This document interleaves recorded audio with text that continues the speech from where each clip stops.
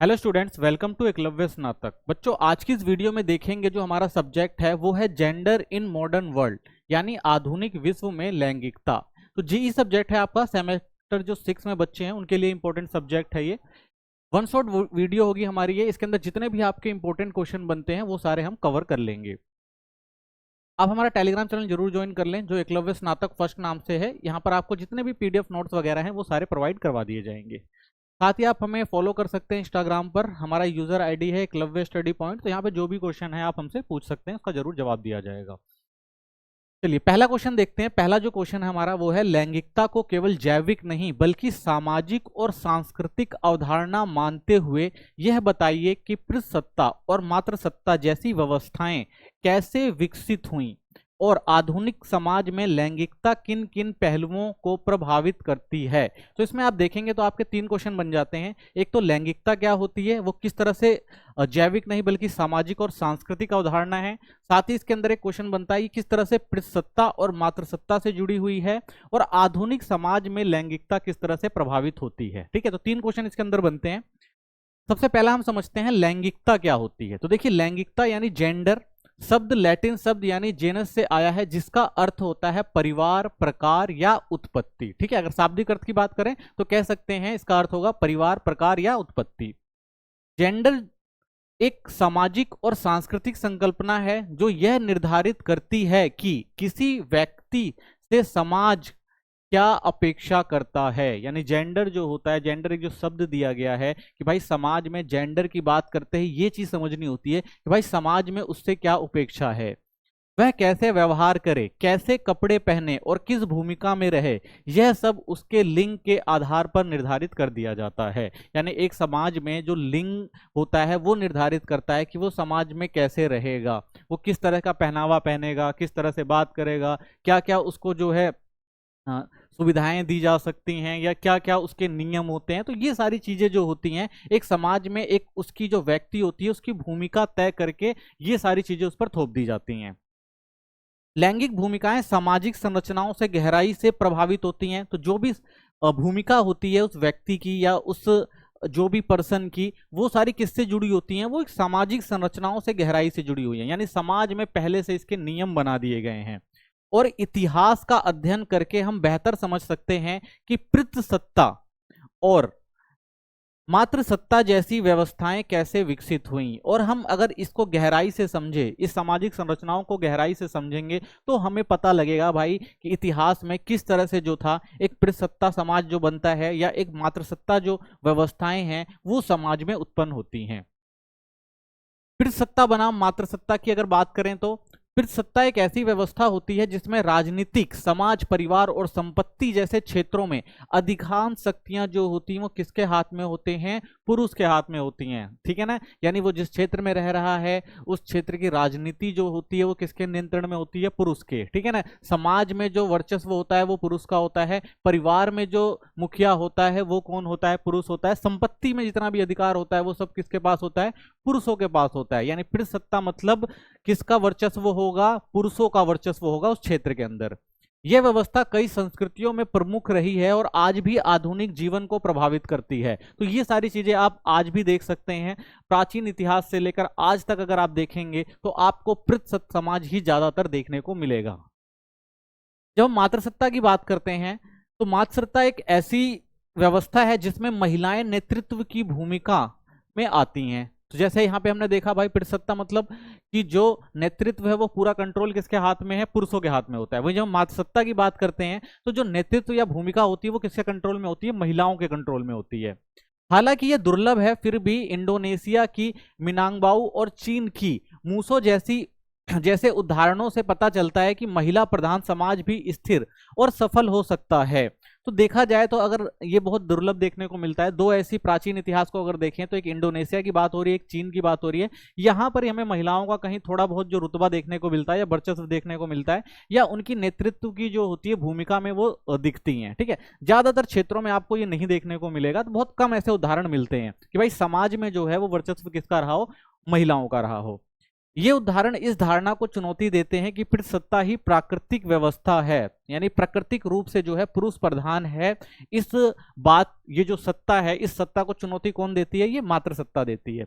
यानी कि अगर आप ज्यादातर इतिहास में देखेंगे तो वर्चस्व आपको पुरुषों का देखने को मिलेगा और सत्ता किसके हाथ में देखने को मिलेगी? पुरुषों के हाथ में। लेकिन कुछ ऐसे क्षेत्र हैं जहां पर ये जो पीढ़ सत्ता समाज है, इसको जो है वो चुनौती देते हैं और कहते हैं कि भाई ऐसा नहीं है कि नेतृत्व तो हमेशा पुरुषों के हाथ में ही रहेगा, नेतृत्व तो महिलाओं के हाथ में हो सकता है। ये प्राकृतिक नहीं, यानी पीढ़ सत्ता जो है वो प्राकृतिक रूप से प्रदत्त चीज नहीं है, यानी प्रकृति से नहीं मिली है, ये समाज में ये सब चीजें बनाई गई हैं।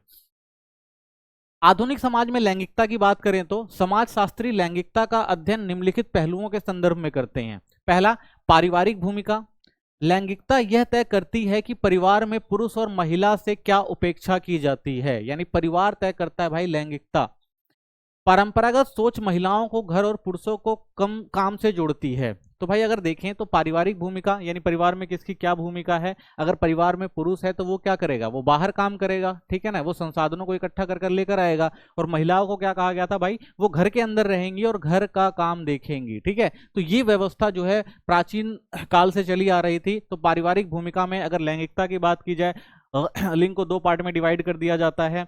एक जो होता है वो पुरुष और एक होती है महिला। पुरुष का काम क्या है? वो बाहर करेगा, संसाधनों को इकट्ठा करेगा, बाहर काम करेगा, अपने परिवार का पालन पोषण करेगा, ठीक है। और महिलाएं जो होंगी वो सारा घर का काम देखेंगी, ठीक है। तो ये जो चीज थी वो प्राचीन काल से ही चली आ रही थी। नस्ल भी इसमें एक इंपॉर्टेंट रोल निभाती है। लैंगिकता और नस्ल एक दूसरे को प्रभावित करते हैं। उदाहरण के लिए अश्वेत या आदिवासी समुदायों की महिलाएं अक्सर दोहरी भेदभाव, लैंगिक और नस्लीय सामना करती हैं। तो देखिए जेंडर तो एक सबसे बड़ी समस्या है ही, यानी समाज में पुरुष और महिला के बीच भेदभाव तो आपको देखने को मिलता है। लेकिन वहीं कुछ ऐसे भी क्षेत्र आपको देखने को मिल जाएंगे समाज में जहां पे एक तो आपको लैंगिक भेदभाव का सामना करना पड़ता है, दूसरा नस्लीय, ठीक है। नस्लीय का मतलब क्या है भाई? कि गोरे काले का फर्क होता है, ठीक है। और एक जो है किसी और समाज से आता है, दूसरा किसी और समाज से आता है, तो यहाँ पे भी आपको भेदभाव देखने को मिल जाता है, यानी दोहरा भेदभाव भी आपको देखने को मिलता है। एक तो वो वैसे ही भेदभाव के शिकार हैं, ऊपर से कुछ और चीजें उन पे थोप दी जाती हैं जिससे उनका और ज्यादा शोषण होता है। जैविक संरचना, शारीरिक लक्षण पुरुष महिला जैविक लिंग है, लेकिन लैंगिक पहचान समाज द्वारा बनाई गई है। तो भाई प्रकृति ने तो दो रूप दिए हैं, एक स्त्री और पुरुष, लेकिन समाज ने क्या किया? उस लिंग के आधार पर भेदभाव किया गया है कि भाई पुरुष है, जिसका लिंग पुरुष है वो क्या है, समाज में ज्यादा उसको ऊंचा दर्जा दिया जाएगा, ठीक है ना, उसको एक अलग से बिहेव किया जाएगा। वहीं जो महिलाएं हैं उनको एक अलग दर्जा दिया जाएगा, उनके लिए अलग बिहेव किया जाएगा। तो ये समस्याएं जो हैं वो कब उत्पन्न होकर आती है? जब लैंगिक यानी लिंग के आधार पर डिवीजन कर दिया जाता है दो लोगों का।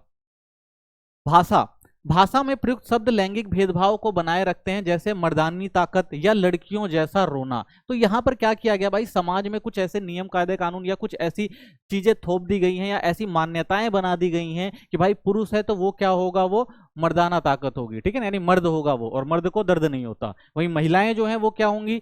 वो क्या होती हैं भाई? कमजोर होती हैं, और वो बात बात पर क्या होती हैं? रोती हैं। तो यानी कि पुरुषों को क्या दिया जाएगा? शक्ति का प्रतीक माना जाएगा। वहीं जो लड़कियों को माना जाएगा तो वो क्या है? वो कमजोर है। तो ये चीजें जो है समाज द्वारा थोप दी जाती हैं, यानी ये जो चीजें हैं वो भाषा के रूप में यानी व्यक्त करने के लिए उनको दिखाया जाता है कि भाई कि ये जो है उनसे जुड़ी हुई चीजें हैं, तो उनको नीचा दिखाया जाता है या समाज में उनका एक अलग मुकाम बना दिया जाता है।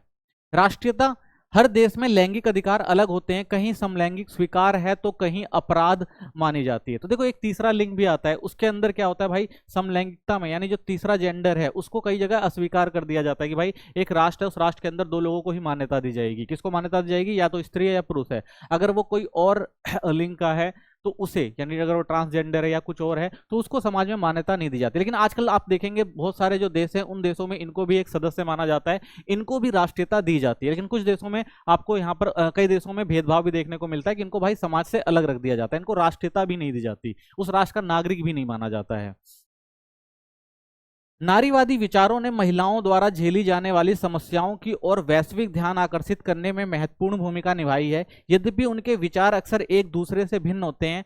लैंगिकता केवल जैविक नहीं होती, यह सामाजिक और सांस्कृतिक अपेक्षाओं का भी प्रतिबिंब होती है। तो अगर हम देखें नारीवादी जो आपके विचारक हैं, उन्होंने महिलाओं को समाज में एक अलग दर्जा दिलाने की बात करी है। उनको भी बताया कि भाई समाज में उनका भी एक हक है, समाज में उनका भी एक दर्जा है, लेकिन भेदभाव के कारण क्या किया गया है, उनको पीछे रखा गया। लैंगिक भेदभाव बहुत हुआ है, जिससे महिलाएं जो है वो पीछे रह गई, उनसे दोयम दर्जे का व्यवहार किया गया है, इसलिए उनकी स्थिति जो है समाज में अच्छी हो नहीं पाई। इसलिए बाद में उन्होंने बहुत सारी मांगे उठाई, बहुत सारे आंदोलन चलाए गए और बहुत सारी चीजें जो रखी गई समाज में कि भाई महिलाओं को भी समान दर्जा देना चाहिए। तो इससे बहुत ज्यादा आप देखते हैं भाई बदलाव आया है समाज में। आज महिलाओं को भी बहुत सारे हक मिल रहे हैं, महिलाएं भी वो चीज कर रही हैं जो पुरुष करते हैं। ठीक है, चलिए नेक्स्ट क्वेश्चन देखते हैं। अगला क्वेश्चन जो आपका आता है पेपर में वो है पितृसत्ता शब्द को परिभाषित करें, यानी पितृसत्ता होती क्या है, उन तरीकों पर चर्चा करें जिनसे नारीवादी विद्वानों ने पितृसत्ता और लिंग को समझा है। यानी कि जो नारीवादी विचारक रहे हैं वो किस तरह से जो है लैंगिकता को देखते हैं या पितृसत्ता को देखते हैं, भाई किस तरह से पितृसत्ता ने जो है समाज में महिलाओं का जो दर्जा है वो कम बनाए रखा। तो देखते हैं, पितृसत्ता शब्द का अर्थ है वह सामाजिक व्यवस्था या संरचना जिसमें पुरुषों को परिवार, समाज, राजनीति और अन्य संस्थाओं में प्रमुखता और अधिकार प्राप्त होते हैं। तो पितृसत्ता समाज हमने पहले भी समझा था भाई, परिवार में, राजनीति में और जितनी भी प्रमुख संस्थाएं हैं वहां पर अगर पुरुषों का वर्चस्व है तो उसे क्या कहा जाता है, पितृसत्ता कहा जाता है। इस व्यवस्था में निर्णय लेने की शक्ति, संसाधनों पर नियंत्रण और सामाजिक मान्यता, यानी कि निर्णय लेने की शक्ति क्या होगी भाई, क्या होगा परिवार में या देश में क्या होगा, वो पुरुषों के हाथ में होती है। संसाधनों पर पूरा नियंत्रण होता है, वो क्या करना चाहते हैं, या सामाजिक मान्यता जो भी होती है वो सब किसकी नियंत्रण में होती है, वो सारी नियंत्रण पुरुषों में होती है। तो मुख्यतः पुरुषों के पास ही होती हैं, जबकि महिलाओं और अन्य लोगों की स्थिति अपेक्षाकृत अधीनस्थ मानी जाती है। यानी वो क्या होंगे, पुरुषों के अधीन होंगे, जो उनके लिए नियम कायदे बनाए गए हैं उनको उनके अनुसार ही चलना होगा। तो ये होती है पितृसत्ता। अब नारीवादी विद्वानों के क्या दृष्टिकोण रहे या नारीवादी विद्वानों ने इस समस्या को कैसे उजागर किया है, कैसे बताया है, क्या सुधार किए हैं, ये समझते हैं। तो सबसे पहले हम देखते हैं सिमोन द बोवार। ठीक है ना, इन्होंने एक बुक लिखी थी द सेकंड सेक्स। तो इन्होंने क्या कहा था सिमोना द बोवार ने कि नारीवादी दर्शन और लिंग अध्ययन की एक मूलभूत कृति है, वह तर्क देती हैं कि। तो उन्होंने कहा भाई नारीवादी जो दर्शन है उन पे उन्होंने अपना अध्ययन लिखा और बताया कि भाई इन जो महिलाएं हैं उनको भी समाज में दर्जा मिलना चाहिए। तो क्या तर्क देती हैं, वो कहती हैं कि महिलाएं हमेशा दूसरी मानी गई, जैसे पुरुष मुख्य हैं और महिलाएं बस उनके साथ जुड़ी हुई हैं। यानी हमेशा किसको माना गया, पुरुष को प्रधान माना गया और महिलाओं को सेकंड पे रखा गया कि भाई जो भी काम होगा वो कौन करेंगे, पुरुष करेंगे, और जो भी चीजें होंगी वो किसके द्वारा निर्णय ली जाएंगी, पुरुष द्वारा। महिलाओं को क्या करना है, बस उनको फॉलो करना है। ठीक है, यानी दूसरी स्थिति में उनको हमेशा रखा गया। पितृसत्तात्मक मापदंड, समाज के नियम और परंपराएं महिलाओं की आजादी को रोकते थे और ऐसे पितृसत्तात्मक मापदंड बनाए गए जो महिलाओं की जो स्वतंत्रता थी या उनकी जो आजादी थी उनको रोका गया। ऐसे नियम बनाए गए, कानून बनाए गए ताकि वो पुरुषों से आगे ना हो जाएं। सामाजिक संस्थाएं महिलाओं की पहचान को आकार देती हैं, मां बनना, महिला होना या खुद को कैसे देखती हैं, ये सब बातें समाज तय करता था कि भाई अगर आप महिला हैं तो आपके क्या नियम हैं। ठीक है ना, आपको क्या है भाई, आपकी शादी होगी, आपका कर्तव्य क्या है, बच्चे पैदा करना। ठीक है, और एक महिला है तो महिला के हिसाब से आपको रहना पड़ेगा। ठीक है ना, और जो भी समाज में आपके लिए नियम तय गए हैं उसके अकॉर्डिंग ही आपको रहना पड़ेगा। तो ये सारे नियम जो बनाए गए वो किसके द्वारा बनाए गए, वो बनाए गए समाज के द्वारा, और वहां पर प्रधानता किसको दी गई, पितृसत्ता को। ठीक है ना, महिलाओं को क्या किया गया, हमेशा नीचे रखा गया। ये बात जो है सिमोन कहती हैं। सिमोन समाज में बने लिंग के नियमों को चुनौती देकर महिलाओं की आजादी और बराबरी की मांग की। तो उन्होंने कहा भाई समाज में जो लिंग आधारित जो भेदभाव हैं उनको बदलना है, जो नियम हैं उनको बदलना चाहिए, और महिलाओं को भी वो सारे हक और आजादी मिलनी चाहिए जो पुरुषों के पास है। ठीक है, यानी लिंग के आधार पर जो भेदभाव है वो समाज को क्या कर रहा है, बेकार कर रहा है, और महिलाओं को क्या कर रहा है, वो पीछे लेकर जा रहा है। तो इन्होंने जो था अपनी बुक में ये सारी चीजें लिखी। वर्जीनिया वुल्फ एक बुक है रूम ऑफ वन ऑन 1929 में लिखी गई थी। वुल्फ का यह निबंध नारीवादी साहित्य आलोचना में मील का पत्थर हुआ। उनका मानना है कि, तो इन्होंने क्या किया भाई, नारीवादियों की जो साहित्य, जो पहले नारीवादियों के लिए जो चीजें लिखी गई थी उनमें बदलाव किया इन्होंने और आलोचना करी भाई किस तरह से महिलाओं को जो है समाज में आगे बढ़ने से रोका जा रहा है। इन्होंने कहा महिलाओं को रचनात्मक स्वतंत्रता और सोचने की आजादी के लिए आर्थिक स्वतंत्रता और व्यक्तिगत स्थान चाहिए। तो उनका मानना था भाई कि अगर महिलाओं को भी रचनात्मक स्वतंत्र करना है, यानी उनको भी कुछ अच्छा करना है या उनको भी अपना विकास करना है, तो उनको क्या चाहिए, उनको आजादी चाहिए और क्या चाहिए, उनको आर्थिक स्वतंत्रता चाहिए, ठीक है ना, ताकि वो क्या कर सके, अपना व्यक्तिगत विकास कर सकें। अगर संसाधनों का अभाव रहेगा, अगर उनको छूट नहीं दी जाएगी, उनको पढ़ने लिखने नहीं दिया जाएगा, तो वो अपना विकास कैसे करेंगी। फिर सत्ता ने ऐतिहासिक रूप से महिलाओं की शिक्षा, संपत्ति और रचनात्मक अभिव्यक्ति को सीमित किया। उनका मानना था भाई शिक्षा में, संपत्ति में या कोई भी रचनात्मक कार्य करने के लिए महिलाओं को हमेशा क्या किया गया, रोका गया, उनको दबाया गया। एग्जाम्पल देती हैं वो, जूडिथ शेक्सपियर एक कल्पित नाम है जो बताता है कि अगर शेक्सपियर की बहन होती तो उसकी प्रतिभा दबा दी जाती। जैसे विलियम शेक्सपियर जो थे वो एक बहुत बड़े लेखक हुए, उन्होंने समाज में बहुत सारी चीजें लिखी या बहुत आगे बढ़े, तो एक एग्जाम्पल देना कर कहना चाहते कि भाई अगर शेक्सपियर की जगह उनकी बहन होती तो वो ये चीजें नहीं कर पाती। क्यों नहीं कर पाती, क्योंकि उनके पास स्वतंत्रता नहीं होती, वो कुछ लिख नहीं पाती, वो कुछ पढ़ नहीं पाती, उनको आर्थिक रूप से सक्षम नहीं थी, तो उनको पढ़ने के लिए स्कूलों में नहीं भेजा जाता। क्योंकि महिलाओं का पहले क्या था भाई कि महिलाओं को जो है वो पढ़ने नहीं दिया जाता था, ठीक है, उनको सिर्फ घर के अंदर रखा जाता था और नॉर्मल उनसे काम करवाए जाते थे, ठीक है ना। ये सारी जो चीजें थी जिसकी वजह से महिलाएं जो है वो कभी भी अपना विकास नहीं कर पाई, कभी उनको शिक्षा में हक नहीं दिया गया, संपत्ति में हक नहीं दिया गया, ठीक है, कोई भी रचनात्मक कार्य करने के लिए उनको बाहर नहीं रखा गया। तो इसलिए वो जो थी हमेशा क्या हो गई, पीछे ही रह गई और कभी वो अपना एक मुकाम नहीं बना पाई। तो मुख्य तर्क ये कि आर्थिक और व्यक्तिगत स्वतंत्रता के बिना बौद्धिक विकास अवरुद्ध हो जाता है। यानी अगर व्यक्तिगत स्वतंत्रता मिलती है तभी मनुष्य क्या कर सकता है, अपना विकास कर सकता है, चाहे वो आर्थिक रूप से चाहे बौद्धिक रूप से, ठीक है। तो अगर उनको स्वतंत्रता ही नहीं दी जाएगी, अगर उनको शिक्षा ही नहीं दी जाएगी, तो अपना विकास कैसे कर सकते हो। तो महिलाओं को भी ये करने से रोका गया, जिससे वो हमेशा पीछे ही रह गई। Gisela Bock gender and the historical analysis में वॉक का इस बात पर जोर था, वो क्या कहते हैं कि लिंग को केवल व्यक्तिगत अनुभव के रूप में नहीं बल्कि इतिहास को आकार देने वाली शक्ति के रूप में समझा जाना चाहिए। तो उनका मानना था कि भाई महिलाओं को पहले से इतिहास में ये लिखकर दबा दिया गया कि भाई ये कुछ नहीं कर सकती, ये क्या है, कमजोर हैं। तो भाई ऐसे में कोई भी जो है वो अपना विकास कैसे कर सकता था या समाज में बदलाव कैसे ला सकता था, क्यों, क्योंकि उनको पहले से ही रोक दिया गया था। तो इतिहास में उनको हमेशा क्या रखा गया, दबा के रखा गया, इसलिए वो अपना विकास नहीं कर पाई, अपनी शक्ति को जो है वो उजागर नहीं कर पाए।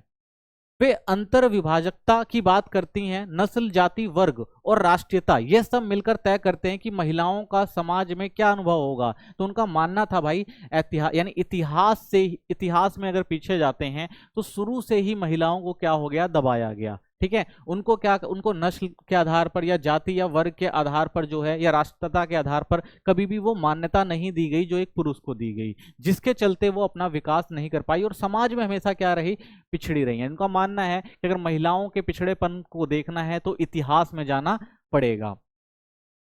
गॉर्ड लेनर प्राचीन सभ्यताओं में पितृसत्ता की उत्पत्ति को खोजती हैं। इनका कहना है कि भाई पितृसत्ता कोई प्राकृतिक या जैविक अवस्था नहीं है बल्कि ऐतिहासिक निर्माण है। इनका मानना है कि भाई जो आपने पितृसत्ता बनाई है इसका मेन कारण कोई जैविक नहीं है या प्राकृतिक रूप से ये चीज नहीं है। भाई प्राकृतिक रूप से जो जैसे महिला है वैसे ही पुरुष है भाई, लेकिन यहां पे आने के बाद यानी प्रकृति यानी संसार में, समाज में क्या किया गया, पितृसत्ता को मजबूत किया गया और महिलाओं को क्या किया गया, हमेशा निम्न दर्जे का समझा गया और उनको आगे आने का मौका नहीं दिया गया, इसलिए वो हमेशा क्या हो गई, पिछड़ती रही। तो उन्होंने कहा भाई ये ऐतिहासिक निर्माण यानी इतिहास में ही इनको क्या किया गया, इतिहास इसका गवाह है कि महिलाओं को कभी भी आगे आने नहीं दिया गया। धार्मिक, कानूनी और सांस्कृतिक विचारधाराओं के माध्यम से पुरुष प्रभुत्व संस्थागत बने, यानी क्योंकि भाई शुरू से ही पुरुषों का जो था वर्चस्व था, तो जो भी धार्मिक ग्रंथ लिखे गए या कानूनी चीजें बनाई गई या जो भी सांस्कृतिक विचारधाराएं थी वो किससे संबंधित थी, पुरुष से संबंधित थी। तो सारे अधिकार जो थे वो किसको दिए गए, पुरुषों को दिए गए, ठीक है ना। महिलाओं को इन सब चीजों से क्या रखा गया, दूर रखा गया। तो इसलिए हमेशा आप देखते हैं कि भाई पुरुष प्रभुत्व ही आपको, अगर आप इतिहास में जाते हैं तो देखने को मिलेगा। आधुनिक लैंगिक असमानता को समझने के लिए ऐतिहासिक ढांचा, तो उन्होंने कहा भाई अगर आप ऐतिहासिक ढांचे में भी देखेंगे तो आपको ये सारी चीजें नजर आ जाएंगी। भाई अगर आप आधुनिक इतिहास को देखते हैं, वर्तमान अगर महिलाओं की स्थिति देखते हैं तो इसके मेन कारण क्या है, इतिहास में किए गए पुरुषों द्वारा महिलाओं का शोषण है, जिसकी वजह से महिलाओं की ये स्थिति है। जूलियट मिशेल और एन ओकले यह संकलन नारीवादी सिद्धांत के विभिन्न रूपों की व्याख्या करता है। यानी ये कहता है भाई उद्धार नारीवाद, यानी कानूनी और राजनीतिक समानता मिलनी चाहिए महिलाओं को। कट्टर नारीवाद, प्रिसत्ता की संरचनात्मक आलोचना, ये कहते हैं भाई प्रिसत्ता जो है वो बहुत खतरनाक है, इसको हमेशा क्या करना, इसको क्या करना चाहिए, हटाना चाहिए, क्योंकि ये कट्टर नारीवाद है, यानी लोगों के विचार ही ऐसे बना लिए हैं प्रिसत्तात्मक समाज में कि महिलाओं को कभी भी आगे आने नहीं दिया जाएगा। समाजवादी नारीवाद, वर्ग यानी गरीब अमीर हो गए या लिंग महिला पुरुष आपस में जुड़े हुए हैं, तो उनका कहना था भाई चाहे गरीब हो, चाहे अमीर हो, चाहे महिला हो या पुरुष हो, ये सब आपस में जुड़े हुए होते हैं और इनको एक साथ ही चलना पड़ता है, तभी समाज जो है वो चलता है। उद्देश्य, नारीवाद की व्यापकता, रणनीतियां और आंतरिक बहसों को उजागर करना। तो इनका मेन मकसद था भाई कि नारीवाद की जो व्यापकता यानी नारीवाद को जो है वो आगे बढ़ाना था, उनके लिए क्या काम किए जाने चाहिए और किस तरह से उनको भी जो है समाज में दर्जा देना चाहिए। तो ये सारी बातें आपको इनकी बुक में देखने को मिल जाती हैं। मैरी वीजर हैंक्स ये तर्क देती हैं कि लिंग और सेक्सुअलिटी को इतिहास की पढ़ाई में गंभीरता से शामिल करना चाहिए। तो इनका मानना है कि भाई कि इस चीज को, लिंग हो चाहे वो सेक्सुअलिटी हो, इसको जो भी इतिहास की जो पढ़ाई रही है ये सब चीज क्या होनी चाहिए, इसको गंभीरता से शामिल करना चाहिए कि किस तरह से ये जो महिला विरोधी चीजें रही हैं या किस तरह से महिला को सिर्फ एक वस्तु के रूप में इस्तेमाल किया गया है और किस तरह से इनकी जो स्थिति है वो खराब हुई, इन सबको कैसे हम आगे ला सकते हैं। तो ये सारी चीजें जो हैं इतिहास में गंभीरता से पढ़ाई जानी चाहिए, ठीक है ना, तो इनको पाठ्यक्रम में शामिल किया जाना चाहिए। विभिन्न संस्कृतियों में महिलाओं की भूमिकाओं में विविधता को समझा जाना चाहिए, यानी अलग अलग संस्कृतियों में देखना पड़ेगा भाई किस तरह से महिलाओं की जो स्थिति रही है, किस तरह से उन्होंने समाज में बदलाव लाई हैं या किस तरह से वो समाज को देखते हैं और समाज में महिलाओं ने किस तरह से काम किया है, तो इन सब चीजों को भी देखना जरूरी है। केट मिलेट फेमिनिस्ट साहित्यिक आलोचना की एक प्रमुख कृति है, सेक्सुअल पॉलिटिक्स जो उन्होंने बुक लिखी थी। तो साहित्य और संस्कृति में छुपे पुरुष वर्चस्व को उजागर करती है। तो ये बताती है भाई कि साहित्य यानी जो पुरानी किताबें और जो भी साहित्य लिखे गए या पुरानी जो संस्कृति थी उसमें हमेशा क्या दिखाया गया भाई, पुरुष ही प्रधान है, उसका ही वर्चस्व है, जिसकी वजह से महिलाओं को उनके अधिकार नहीं मिल पाए। फिर सत्ता सिर्फ कानून में नहीं हमारे रिश्तों और सोच में भी बसी हुई है। तो इनका मानना था भाई कि सिर्फ जो कानून व्यवस्था में ही अगर आप देखेंगे फिर सत्ता नहीं है, यानी कानून व्यवस्थाएं जो बनाई गई या जो नियम बनाए गए, पुरुषों को हमेशा क्या दिया गया, ऊपर का दर्जा दिया गया, उनको सारे अधिकार दिए गए, जबकि महिलाओं को उनसे वंचित किया गया। तो ये जो था ये सिर्फ किताबों में या कानूनों में नहीं था, ये लगभग लोगों की सोचों में भी था, रिश्तों में भी था और सोच में भी ये चीज बसी हुई थी, इसलिए इतने समय तक ये प्रभावी रही या लोग इसको मानते रहे। तो प्रिसत्ता हमारी संस्कृति और निजी जीवन दोनों पर असर डालती है। तो प्रिसत्ता जो भाई समाज है, जो सोच है, वो क्या करती है, वो संस्कृति से जुड़ी होती है और लोगों के जीवन पे भी इसका असर आपको देखने को मिलता है। बॉनी जी स्मिथ, यह ग्रंथ महिलाओं के इतिहास को वैश्विक दृष्टिकोण से प्रस्तुत किया गया है। तो इन्होंने encyclopedia of women in world history इन्होंने लिखा था। तो इन्होंने इसमें इतिहास के वैश्विक दृष्टिकोण को प्रस्तुत किया था। यह दिखाता है कि महिलाएं केवल पीड़ित नहीं बल्कि उन्होंने हर युग में सक्रिय रूप से प्रतिरोध किया है और बदलाव की पहल की है। तो ये भी इन्होंने कहा कि भाई समाज में अगर देखते हैं, ऐसा नहीं है विश्व में, अगर आप पूरे विश्व में देखेंगे तो ऐसा नहीं कि महिलाओं का हर जगह शोषण हुआ हो और महिलाओं ने इसका विरोध ना किया हो। तो कई क्षेत्र आपको देखने को मिलेंगे कि महिलाओं ने इसका विरोध किया और अपने अधिकारों के लिए वो लड़ी भी। इसमें विश्व भर की महिलाओं, ऐतिहासिक घटनाएं, आंदोलन और विचारों की जानकारी दी गई है। तो इन्होंने अपने बहुत सारे महिलाओं के जो है दृष्टिकोण दिखाए हैं, ऐतिहासिक घटनाओं का विवरण किया है, बहुत सारे आंदोलन और विचारों का संकलन अपनी किताब में करके दिखाया है कि ऐसा नहीं कि महिलाएं हमेशा से दबी रही, महिलाओं ने भी अपने अधिकारों के लिए लड़ाई लड़ी, आंदोलन किए, जिसके बाद उन्होंने इसको पाया भी। तो कह सकते हैं प्रिसत्ता एक सामाजिक संरचना है जिसे इतिहास, संस्कृति और संस्थाओं ने बनाया और मजबूत किया। नारीवादी विचारों ने यह दिखाया है कि महिलाओं की असमान स्थिति स्वाभाविक नहीं है बल्कि समाज की बनाई हुई, यानी आज हम जो महिलाओं का रूप देखते हैं, जो महिलाओं की स्थिति देखते हैं, वो बनाई गई है, ऐसी महिलाओं की स्थिति थी नहीं। तो इसे कैसे खत्म किया जा सकता है, ये सब चीजें इंपॉर्टेंट है। इनका मुख्य संदेश है लैंगिक समानता के लिए सोच व्यवस्था और संस्कृति में बदलाव जरूरी है। तो इनका मानना था कि भाई जितने भी आपके विचारक रहे हैं सब यही सोचते हैं भाई फिर सत्ता जो है उसको खत्म किया जाना चाहिए, ठीक है ना, लोगों को लैंगिक समानता मिलनी चाहिए, लोगों की सोच में बदलाव आना चाहिए, तभी व्यवस्था और संस्कृति बदलेगी, यानी सोच और व्यवहार बदलेंगे तभी जो होगा संस्कृति और जो आपका समाज है वो बदलेगा। तो ये बात जो है जितने भी राइटर हैं या जितने भी समाज शास्त्री हैं या जितने भी नारीवादी लेखक हैं ये बात कहते हैं, अगर महिलाओं को अधिकार देना है तो सोच और विचार में बदलाव लाना पड़ेगा। नेक्स्ट क्वेश्चन देखते हैं। अगला क्वेश्चन है कि पितृसत्ता की अवधारणा समय के साथ कैसे विकसित हुई और मातृसत्तात्मक समाज पारंपरिक लिंग मापदंडों को कैसे चुनौती देता है। अगर हम देखें भाई, पितृसत्ता तो हमेशा से रही है, और क्या कारण थे जो पितृसत्ता इतिहास में इतनी मजबूत हुई, और कैसे जो मातृसत्ता थी उसने उसको चुनौती दी। पितृसत्ता का ऐतिहासिक विकास, तो पितृसत्ता एक प्रमुख सामाजिक व्यवस्था के रूप में प्राचीन सभ्यताओं जैसे मेसोपोटामिया हो गया, आपका मिस्र हो गया, यूनान हो गया, रोम हो गया, तो ये सारी चीजें यानी जितनी भी प्राचीन सभ्यता रही हो, चाहे भारत के अंदर सिंधु सभ्यता हो गई, यहां पर आप देखेंगे तो आपको देखने को मिलेगा कि पुरुष प्रधान समाज ही आपको देखेगा, यानी सामाजिक व्यवस्था में पुरुषों को ही महत्वपूर्ण माना जाता था और पुरुषों को जो सारे अधिकार दिए गए थे। तो ये हमारे जितने भी प्राचीन जो भी सभ्यताएं उनमें आपको ये चीज देखने को मिलती है।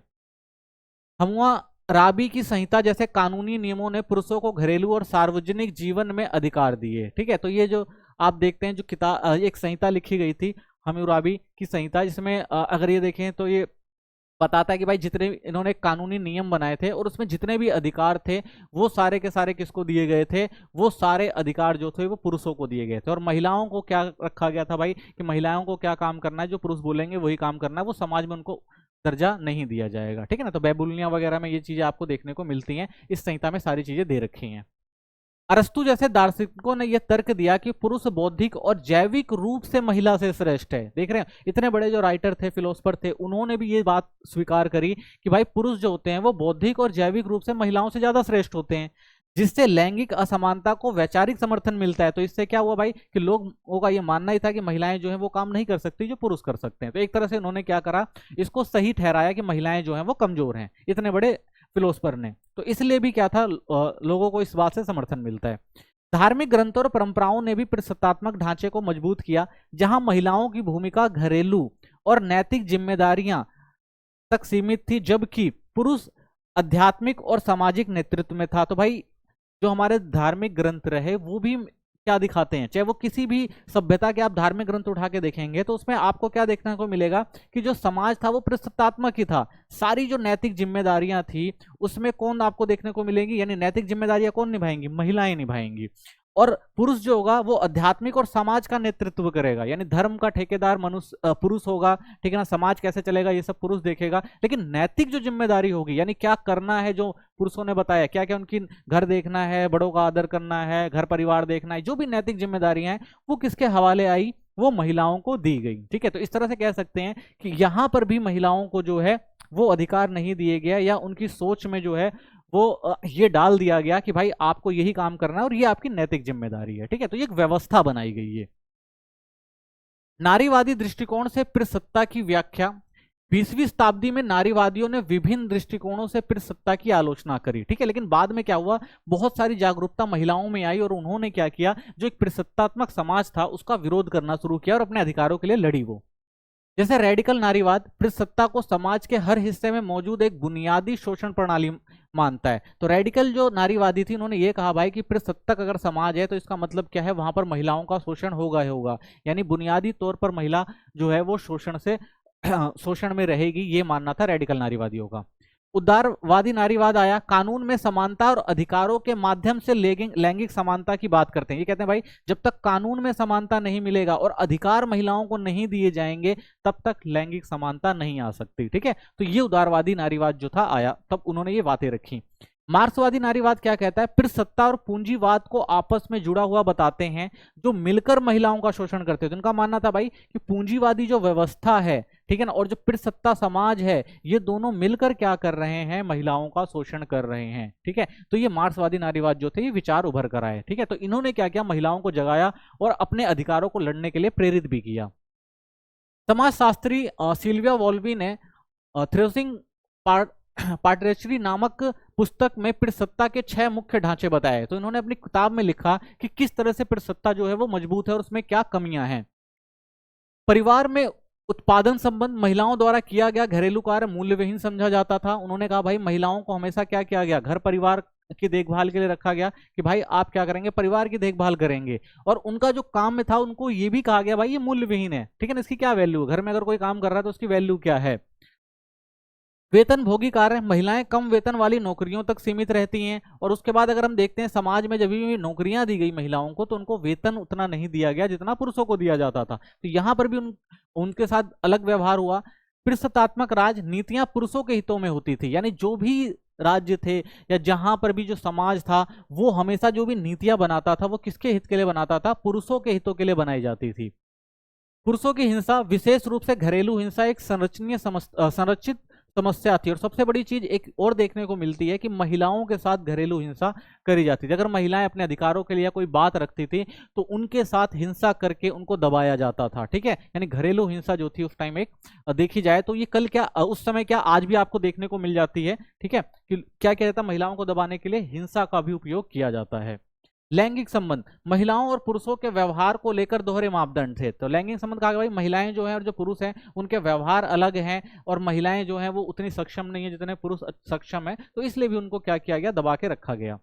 सांस्कृतिक संस्थान, मीडिया, शिक्षा, धर्म जैसी संस्थान प्रसत्ता सोच को बढ़ावा देते हैं। और सबसे बड़ी बात यह कि अगर आज भी देखेंगे मीडिया हो गई या आप अपने शिक्षा में देखेंगे या धर्म में देखेंगे, जो क्या होता है कि ज्यादातर जो वर्चस्व आपको देखने को मिलता है पुरुष प्रधान देखने को मिलता है। वहां पर जो भी चीजें होती हैं वो किससे रिलेटेड होती हैं? वो पुरुषों से रिलेटेड होती हैं। उनको बढ़ा चढ़ा कर दिखाया जाता है, समाज में उनकी भूमिका को प्रदर्शित किया जाता है। ठीक है ना, तो इसलिए ये जो भेदभाव है जो क्या करते हैं, महिला विरोधी हो जाते हैं और महिलाओं को जो है आगे नहीं आने देते। तो ये सारी जो कमियां हैं, वॉल्वी ने दो प्रकार की प्रसत्ता की बात करी। तो वॉल्वी कहते हैं निजी प्रसत्ता, परिवार में किसी पुरुष पिता या पति द्वारा महिला पर नियंत्रण होता था। तो ये भी बात है भाई कि निजी एक प्रसत्ता आपको देखने को मिलेगी कि अगर महिला है या तो उस पर नियंत्रण किसका होगा? पिता का होगा या पति का होगा। वो अपने हिसाब से कुछ काम नहीं कर सकती। सार्वजनिक प्रसत्ता होती है, एक महिला सार्वजनिक जीवन में मौजूदा है लेकिन शक्ति और सम्मान से वंचित रहती है। तो दो तरह का आपको देखने को मिलेगा यहाँ पर व्यवहार प्रसत्ता का। एक तो निजी प्रसत्ता, यानी खुद परिवार के अंदर या तो पिता और या तो पति का वर्चस्व रहेगा। दूसरा सार्वजनिक प्रसत्ता आपको देखने को मिलेगी जिसमें समाज ने जो नियम कायदे कानून बना रखे हैं उसके आधार पर महिलाओं को चलना पड़ता है। नेक्स्ट देखते हैं हमारा जो है वो है सामाजिक परिवर्तन और बदलती लैंगिक भूमिकाएं। अगर हम आज के समाज में देखें तो बहुत सारे परिवर्तन आपको देखने को मिलेगा और बहुत सारी जो लैंगिक भूमिकाएं उनमें परिवर्तन देखने को मिलता है समाज में। जैसे दूसरे विश्व युद्ध के बाद महिलाएं नौकरी करने लगी हैं, उन्हें कानूनी अधिकार और शिक्षा मिलने लगे हैं। अब सामाजिक योजनाओं ने आर्थिक स्वतंत्रता को बढ़ा दिया है। तो अब क्या है, जो सामाजिक योजनाएं हैं उनसे जो महिलाएं उनको भी क्या होती है? आर्थिक स्वतंत्रता मिलती है, क्योंकि उनको भी अब समाज में काम करने और इन सब चीजों की वैल्यू पता लगी है, उन्होंने भी काम करना शुरू किया। तो वो लोग क्या है? इंडिपेंडेंट, यानी आर्थिक रूप से स्वतंत्र हैं और वो अपने आप को समाज में स्थापित भी कर रही हैं। हालांकि प्रसत्ता खत्म नहीं हुई है लेकिन इसकी प्रकृति बदल गई है। तो भाई पहले जैसी प्रसत्ता आपको देखने को नहीं मिलता, कठोर नियम नहीं देखने को मिलता, लेकिन आज भी आपको पुरुषों का वर्चस्व समाज में देखने को मिलेगा ही। मार्क्सवादात्मक समाजों से प्राप्त अंतर्दृष्टियां, तो देखिए मिनांगाओ इंडोनेशिया और मोशियाओ चीन जैसे समाज ये दिखाते हैं कि महिलाओं का नेतृत्व भूमिका वाले सामाजिक ढांचे भी सफल हो सकते हैं। तो भाई मातृसत्ता, यानी ये कहा जाता है कि भाई पुरुष प्रधान है, पुरुष जो करेगा व्यवस्था वही चलेगी। महिलाओं के पास वो बौद्धिक सक्षमता नहीं होती कि वो समाज को चला सके या परिवार को चला सके। तो ऐसे जो नियम बनाए गए थे उन नियमों को भी हम देखते हैं कई बार जो टूटते हुए दिखाई देते हैं। यानी बहुत सारे ऐसे क्षेत्र आपको दिखाई देंगे जहां महिलाएं भी आपको दिखेंगी भाई काम करते हुए और समाज में अपने जो सामाजिक ढांचे हैं उसको आगे बढ़ाते हुए और नेतृत्व करते हुए। तो दो चीज देखिए आपने, एक इंडोनेशिया हो गया, चीन में हमने देखा कि जो महिलाएं जो हैं वो भी क्या है, सामाजिक ढांचे और सामाजिक नेतृत्व निभाने में जो है वो सफल रही हैं। इन समाजों में महिलाएं वंश और संपत्ति की प्रमुख है। अगर इस वंश में आप जाके देखेंगे तो यहाँ पर वंश और संपत्ति जो है वो महिलाओं से चलता है। ठीक है ना, ये समाज पूरी तरह से महिलाओं के कंट्रोल में है, वो नेतृत्व करती हैं। पारिवारिक और सामाजिक ढांचे महिला नेतृत्व को प्राथमिकता देते हैं। तो यहाँ पर पारिवारिक रूप पर और समाज रूप पर जो महिला ढांचा है उसका प्रभुत्व आपको देखने को मिलेगा। यह मान्यता है कि प्रसत्ता स्वाभाविक है, इन उदाहरणों को चुनौती देती है। तो इसका मतलब हम कह सकते हैं कि भाई जो प्रसत्ता है वो सिर्फ बनाए गए नियम हैं, जबकि महिलाएं भी जो हैं वो स्वाभाविक तौर पर हर वो काम कर सकती हैं जो पुरुष कर सकते हैं। वो भी क्या कर सकती हैं? नेतृत्व की भूमिका निभा सकती हैं और समाज में अपना योगदान दे सकते हैं। तो ऐसे आपको उदाहरण देखने को मिल जाते हैं इतिहास के अंदर। निष्कर्ष तो हम कह सकते हैं कि भाई प्रसत्ता एक स्थिर नहीं बल्कि समय के साथ बदलने वाली प्रणाली है। यानी जो प्रसत्ता समाज बनाया गया था वो जैसा बनाया गया था वैसा नहीं है, कुछ समय तक टिका, लेकिन उसके बाद महिलाओं ने भी अपने अधिकारों को समझा है, जाना है, वो भी क्या है आगे बढ़ रही हैं। और मासत्तक समाज जो है वो भी आपको देखने को साबित करता है कि वैकल्पिक लैंगिक व्यवस्थाएं भी संभव और प्रभावी हो सकती हैं। ऐसा नहीं है कि सिर्फ प्रसत्तात्मक समाज है, जो पुरुष है वही सारे काम कर सकता है, महिला कुछ नहीं कर सकती। महिला के पास भी वो अधिकार अगर मिल जाए तो वो भी क्या कर सकती है, समाज में सामाजिक तौर पर, आर्थिक तौर पर या राजनीतिक तौर पर अपनी भूमिका जो है अदा कर सकती है और बखूबी उसको निभा भी सकती है। तो दोनों व्यवस्थाओं के अध्ययन से हम एक समतावादी, विविधता और समावेशी समाज की ओर बढ़ सकते हैं। तो कह सकता है भाई कि दोनों चीजों को साथ में लेकर चलना है, जरूरी है, ठीक है ना। फिर सत्ता और मात्रात्मक, यानी मातृसत्ता और पितृसत्ता, यानी समाज के लिए दोनों इंपॉर्टेंट है, यानी दोनों को अधिकार देने जरूरी हैं। दोनों एक साथ मिलकर ही समाज का निर्माण कर सकते हैं, तभी एक समाज, जो समावेशी समाज, वो बन सकता है और वो क्षेत्र जो है या वो देश जो है वो आगे बढ़ सकता है।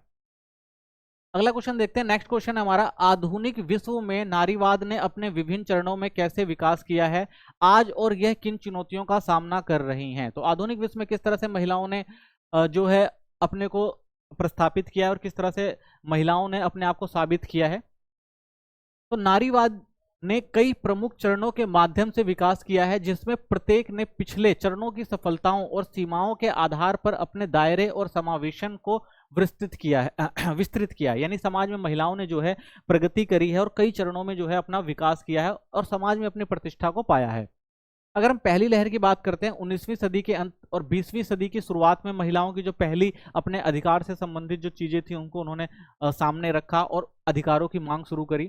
तो यह चरण मुख्य रूप से कानूनी अधिकार, विशेष रूप से महिलाओं को मताधिकार दिलाने पर केंद्रित है। तो 19वीं शताब्दी में महिलाएं जो थी उनको वो अधिकार नहीं, कानूनी अधिकार नहीं दिए जाते थे, तो उनके लिए उन्होंने लड़ाई लड़ी, ठीक है, जिसमें सबसे मेन इंपॉर्टेंट था मताधिकार, ठीक है। यानी जब पूरे अगर बात करते हैं कोई भी फैसला लेना होता था तो वो फैसला सिर्फ पुरुष प्रधान होता था, पुरुष लेते थे, ठीक है, और कानून में भी उनको सारे अधिकार दिए गए थे, भाई कोई भी कानून बनाया जाएगा, कुछ भी किया जाएगा तो वो सब फैसले कौन लेंगे, पुरुष लेंगे। लेकिन बाद में महिलाओं ने भी क्या किया, इसका विरोध किया और खुद, यानी कि कोई भी काम करने में मत देने का अधिकार, यानी कोई भी अगर काम हो रहा है तो महिलाओं की इजाजत लेना भी जरूरी है। अगर चुनाव हो रहे हैं या कोई और काम हो रहा है तो उसमें महिलाओं को भी जो है भागीदार बनाना जरूरी है, ये उन्होंने आवाजें उठाई, ठीक है। तो महिलाओं ने सबसे पहले क्या किया भाई, कानूनी अधिकारों की मांग करी और मताधिकार की मांग करी। सैनिका फॉल सम्मेलन 1848 और अमेरिका में 19वां संशोधन 1920, जिसने महिलाओं को वोट देने का अधिकार दिया, इसके प्रमुख प्रभाव थे। और इसी का नतीजा जो हम देखने को मिलता है 1848 में, जो महिलाओं को वोट देने का अधिकार आपको देखने को मिलता है। तो ये पहली पहल थी जहां पर महिलाओं को कानूनी और मताधिकार देखने को मिलता है। यूके और अन्य पश्चिम देशों में भी इसी तरह की उपलब्धियां हासिल की गई और उसके बाद धीरे धीरे हर देश के अंदर, यानी चाहे वो पश्चिमी देश हो या पूर्वी देश हो, हर देश के अंदर आपको देखने को मिलेगा महिलाएं अपने हक के लिए लड़ती हैं और उन हक, वो जो हक होते हैं वो उनको दिए भी जाते हैं। दूसरी लहर की बात करते हैं 1960 का दशक या 1980 का दशक। यह चरण केवल कानूनी अधिकारों तक सीमित नहीं रहा, बल्कि सामाजिक, सांस्कृतिक और कार्यस्थल से जुड़ी असमानताओं जैसे प्रजनन अधिकार और समान वेतन जैसे मुद्दों से संबंधित था। यानी ये जो महिलाओं के जो अपने लिए अधिकार की लड़ाई थी वो सिर्फ मतदान तक सीमित नहीं रही। उन्होंने कहा भाई समाज में हमें रह रहे हैं तो समाज में बहुत सारी ऐसे अधिकार मिलने चाहिए जो हमारे हक हैं। जैसे एक महिला है, अगर वो गर्भवती है, ठीक है, तो उसको प्रजनन का अधिकार है, तो उसको भी समान वेतन मिलना चाहिए, ठीक है। और जब प्रजनन का टाइम है उसका, यानी जब वो प्रेग्नेंट है तो उस समय उसको छुट्टी मिलनी चाहिए और वेतन देना चाहिए। तो ये सारे जो मुद्दे थे वो प्रमुख थे, ठीक है। तो ऐसे मुद्दे जो प्रमुख रूप से उभरे, यानी इन जगहों पर ही महिलाओं को क्या देना चाहिए, आपको अधिकार देना चाहिए, ठीक है। ऐसा नहीं है कि भाई कि महिलाओं को जो है एक वस्तु के रूप में यूज करा जाए, उनको छोड़ दिया जाए, ऐसा नहीं करना है भाई। उनको भी क्या है, एक मानव के रूप में और उनकी जो उपलब्धियां हैं उनको देखना है और जो भी उनके काम है उनके काम का जो मुनासिब दाम है वो देना है और पुरुषों की तरह ही बिहेव करना है, जो काम किया है उसके लिए समान वेतन देना है। तो ये सारी जो चीजें थी महिलाओं ने जानी और इसके लिए महिलाओं ने क्या किया, संघर्ष भी किया।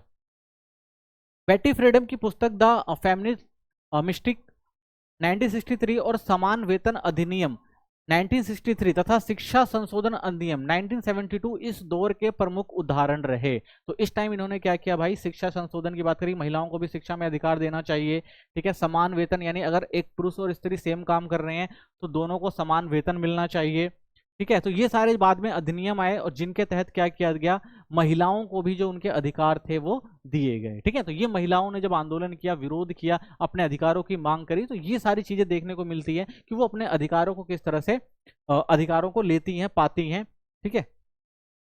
तीसरी लहर में अगर बात करते हैं 1990 का दशक और वर्तमान की बात, तो यह लहर पिछली लहरों की समावेशी ता की कमी के प्रति प्रतिक्रिया थी, खासकर रंग भेद, एलजीबीटीक्यू समुदाय और वर्ग विभिन्नता वाले लोगों के लिए। तो अब जो मुद्दे हैं, जो पहले जो मुद्दे थे उससे भी अलग कई कई मुद्दे आपको देखने को मिलते हैं समाज में। जैसे एक रंग भेद एक सबसे बड़ी समस्या थी, ठीक है। दूसरा अगर हम कहते हैं तो एलजीबीटीक्यू हमारा जो है, जो थर्ड जेंडर होता है, उनके अधिकारों के लिए, ठीक है ना। और समुदाय और वर्ग भिन्नता यानी जो भी अलग लोग हैं समाज में, जो महिलाएं हैं या पुरुष हैं, ठीक है, उनके लिए भी हक की लड़ाई जो है ये लड़ने की बात करते हैं, यानी सबको अधिकार देने की बात करते हैं। यानी बहुत सारे जो ऐसी चीजें थी जो छूट गई थी उस दशक में महिलाओं के लिए, वो सब उन अधिकारों की अब मांग कर रही हैं। इसकी विशेषता इंटरसेक्सुअलिटी, पारस्परिकता, और जिसे किम्बरले कर्नान्सा ने 1989 में प्रस्तुत किया था, यह बताता है कि एक व्यक्ति की कई पहचानें जैसे जाति, लिंग, वर्ग, लैंगिकता के कारण उसे अलग अलग प्रकार का उत्पीड़न झेलना पड़ता है। तो इसमें हमें यह भी देखने को मिलता है, ये नहीं कहा जा सकता भाई सिर्फ लिंग के आधार पर भेदभाव होता है। कई बार आप देखेंगे लिंग के साथ जाति, लिंग, वर्ग, ठीक है, और लैंगिकता तो है, ये इन सब के आधार पर भी जो होता है भेदभाव होता है। तो इनको भी खत्म करने की जरूरत है, ठीक है। तो उत्पीड़न सिर्फ एक प्रकार से नहीं होता है, कई प्रकार से होता है। हो सकता है भाई सेम वर्ग की महिलाएं, ठीक है ना, और लेकिन जाति उनकी है, अगर बेशक से वो महिला है, लेकिन वो जाति के आधार पर उससे भेदभाव हो सकता है, ठीक है ना। लिंग के आधार पर तो होता ही है, वर्ग के आधार पर, ऊंच नीच के आधार पर महिलाओं से अलग भेदभाव होता था, ठीक है ना। इतिहास में आप देखेंगे तो समझेंगे। तो ये सारी जो चीजें हैं वो क्या करती थी, महिला विरोधी होती थी, और महिलाओं का क्या होता था, उत्पोषण उत्पीड़न किया जाता था, जिसके लिए बहुत सारे अधिकारों की बात रखी गई थी, ठीक है ना। और आज भी ये सब चीजें चल रही हैं, और इनके लिए आज भी महिलाएं जो हैं वो लड़ाई लड़ रही हैं। इस दौर में बॉडी पॉजिटिव यानी अपने शरीर को स्वीकारना और उसका सम्मान करना, ये बात रखी गई कि भाई महिलाएं जो हैं, बेशक से कहा जाता है महिलाएं कमजोर है, लेकिन उनकी जो बॉडी है वो उसको स्वीकार करती हैं और अपने सम्मान की दृष्टि से देखती हैं कि भाई वो भी समाज में हर काम कर सकती हैं जो पुरुष कर रहे हैं। जेंडर आइडेंटिटी यानी लिंग की व्यक्तिगत पहचान, कि भाई सिर्फ उनको ये होना चाहिए कि भाई वो जिस लिंग है उनको जो काम करना है वो करें, ठीक है ना। और डिजिटल एक्टिविज्म यानी ऑनलाइन माध्यम से सामाजिक न्याय की लड़ाई लड़ना, कि अगर भाई उनको लगता है कोई भेदभाव हो रहा है तो वो लड़े। जैसे विषयों पर भी जोर दिया जा रहा है, तो कुछ नई चीजें आई हैं आज के दौर में, ठीक है, जैसे बॉडी पॉजिटिव हो गई, ठीक है, या जेंडर आइडेंटिटी हो गई, या डिजिटल एक्टिविज्म हो गया। तो ये सारी जो विषय हैं आज महत्वपूर्ण हैं, जिस पर क्या है महिलाएं जो है वो मांग रख रही हैं, या इनके ऊपर भी बहुत सारी चर्चाएं चल रही है कि भाई ये अधिकार भी जो है वो सबको मिलने चाहिए। हालांकि काफी प्रगति हुई है, फिर भी नारीवादी को आज भी कई वैश्विक चुनौतियों का सामना करना पड़ता है। जैसे कि तो देखो बहुत सारे बदलाव आए हैं, बहुत सारे नारीवादी आंदोलन चले हैं, बहुत सारे लोगों ने महिलाओं को अधिकार देने की बात करी है, लेकिन इसके बाद भी आपको बहुत सारी चीजें देखने को मिलती हैं। जैसे लिंग आधारित हिंसा आपको देखने को मिल जाएगी, आज भी देखने को मिलती है। वेतन में असमानता आज भी है, ऐसा नहीं कि खत्म हो चुकी है। नेतृत्व भूमिका में कम प्रतिनिधित्व यानी महिलाओं को जो है वो अग्रणी जो उच्च पोस्ट होती है वो नहीं दी जाती। प्रजनन अधिकारों पर अभी भी सख्त कानून नहीं है, यानी महिलाओं के लिए जो प्रजनन कानून है वो उतने सख्त नहीं बनाए गए हैं। जैसे कई बार भाई महिलाएं प्रेग्नेंट होती हैं, उनको काम से निकाल दिया जाता है या उनको वेतन नहीं दिया जाता है। तो ये सारी चीजें जो है उनके लिए अभी भी सख्त नियम की जो है जरूरत है। तो कह सकते हैं हम कि पोस्ट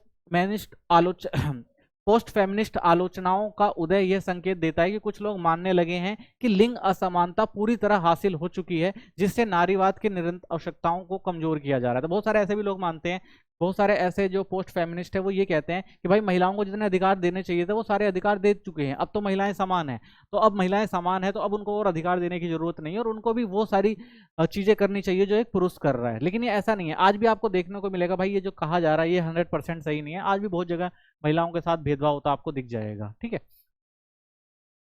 तो यह हर लहर ने नारीवादी आंदोलन के दायरे, समावेशन और रणनीतियों को विस्तार दिया है, जिससे लैंगिक न्याय और समानता के लिए सतत विकसित हुई ताकत बन चुकी है। तो महिलाओं ने भी क्या किया, आजकल महिलाएं जो वो समझदार हो चुकी हैं, वो अपने हक के लिए लड़ाई लड़ रही हैं, ठीक है ना। तो लैंगिक न्याय और समानता के लिए वो हमेशा से आगे बढ़ती रही हैं कि भाई हमें ये अधिकार मिलने चाहिए। तो अगर ये सारी चीजें सही हो जाती हैं, सबको समानता मिल जाती है, तो इससे क्या होगा, सतत विकास हो सकता है और सभी लोग जो हैं वो अपना विकास कर सकते हैं, ठीक है। महिला पुरुष जो भी हो गए, अगर सबको सबके अधिकार दे दिए जाएंगे तो वो क्या करेंगे, वो अपना विकास अच्छे से कर सकते हैं और कोई जो है वो मुद्दा ही नहीं रह जाएगा, ठीक है। चलिए नेक्स्ट क्वेश्चन देखते हैं। अगला क्वेश्चन है, फ्रांसीसी क्रांति में महिलाओं ने किस प्रकार भाग लिया और उनके इस सक्रियतावाद के राजनीति और सामाजिक परिणाम क्या रहे। तो फ्रांसीसी क्रांति बहुत महत्वपूर्ण है क्योंकि यहीं से महिलाओं ने अपने अधिकारों को समझा था और यहीं से जो महिलाओं ने अपने अधिकारों की लड़ाई लड़ी वो पूरे विश्व के अंदर जो था महिलाओं ने देखा और उसको आगे बढ़ाया। फ्रांसीसी क्रांति के दौरान महिलाओं ने राजनीतिक विमर्श को आकार देने, यानी राजनीतिक विमर्श में भी महिलाओं ने भूमिका अदा करी, समानता की मांग करने और सीधे क्रांतिकारी कार्यों में भाग लेने में एक सक्रिय और अक्सर उपेक्षित भूमिका निभाई। यानी जब फ्रांस में क्रांति हुई थी, राजनीतिक क्रांति कह सकते हैं कि भाई लोगों ने जब क्रांति करी जब उनको उनके अधिकार नहीं मिल रहे थे, बहुत सारी समस्याएं हो रही थी, तो उस समय महिलाओं ने भी बढ़ चढ़कर भाग लिया था। तो वो क्रांति सिर्फ पुरुषों की नहीं थी, महिलाओं की थी। उन्होंने भी सक्रिय और अक्सर उपेक्षित भूमिका निभाई गई। ठीक है, तो उन्होंने भी अच्छी भूमिका निभाई। हाँ, उनकी भूमिका को थोड़ा नजरअंदाज किया जाता है, लेकिन इन्होंने भी बहुत महत्वपूर्ण भूमिका निभाई थी फ्रांसिस क्रांति के दौरान। यद्यपि उस समय की सामाजिक व्यवस्था और विचारधाराएं, जिन्हें रूसो जैसे प्रभुत्ववादी विचारकों ने भी समर्थन दिया था, महिलाओं को घरेलू क्षेत्र तक सीमित रखने की वकालत करती थी, फिर भी कई महिलाओं ने इन मापदंडों को चुनौती दी। तो भाई बहुत सारे विचारधारा थी, विचारक थे जो ये मानते थे भाई महिलाओं को सिर्फ घर तक सीमित रखना चाहिए, लेकिन उसके बाद भी महिलाओं ने इस चीज को चुनौती दी।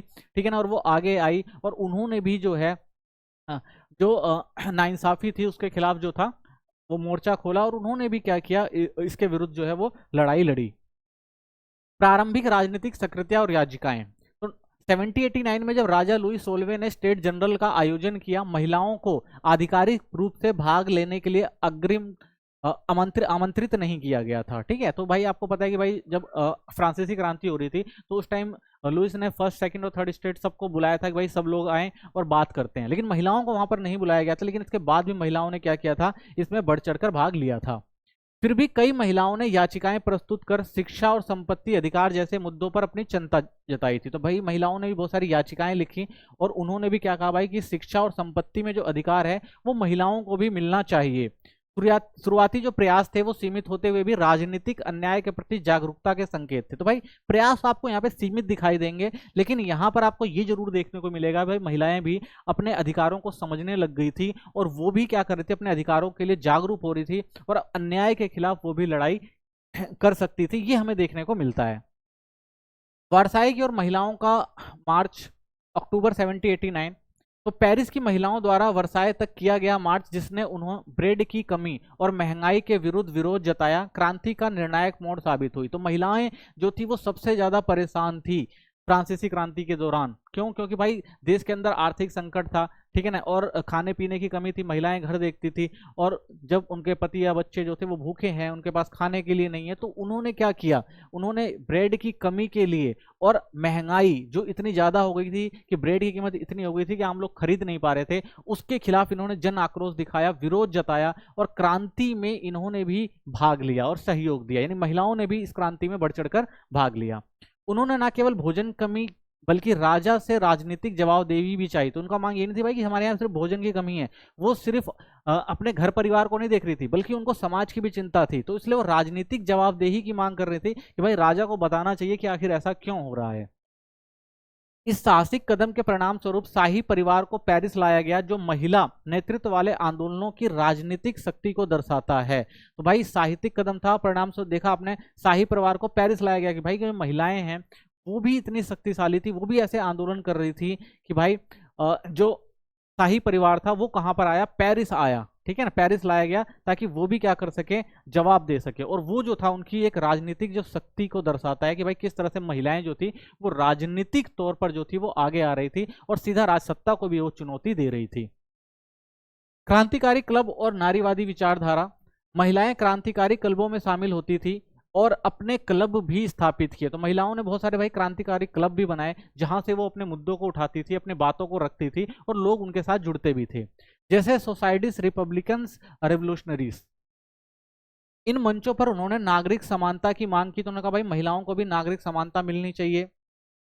मैरी जेव कॉन्द्रेशे और एटा पालम एल्डर्स जैसी हस्तियों ने तलाक, शिक्षा और उत्तराधिकारी कानूनों में सुधार की वकालत की। तो उन्होंने कहा भाई तलाक से संबंधित और शिक्षा से संबंधित जो पुराने कानून हैं और जो उत्तराधिकारी से, यानी जो भी उत्तराधिकारी से संबंधित जो भी पुराने कानून हैं जो महिला विरोधी हैं, उनको क्या करना चाहिए, उनमें सुधार लाना चाहिए और महिलाओं को भी इसमें जगह देनी चाहिए, यानी महिलाओं को भी हिस्सा देना चाहिए, उनके भी हक जो है उन्हें देने चाहिए।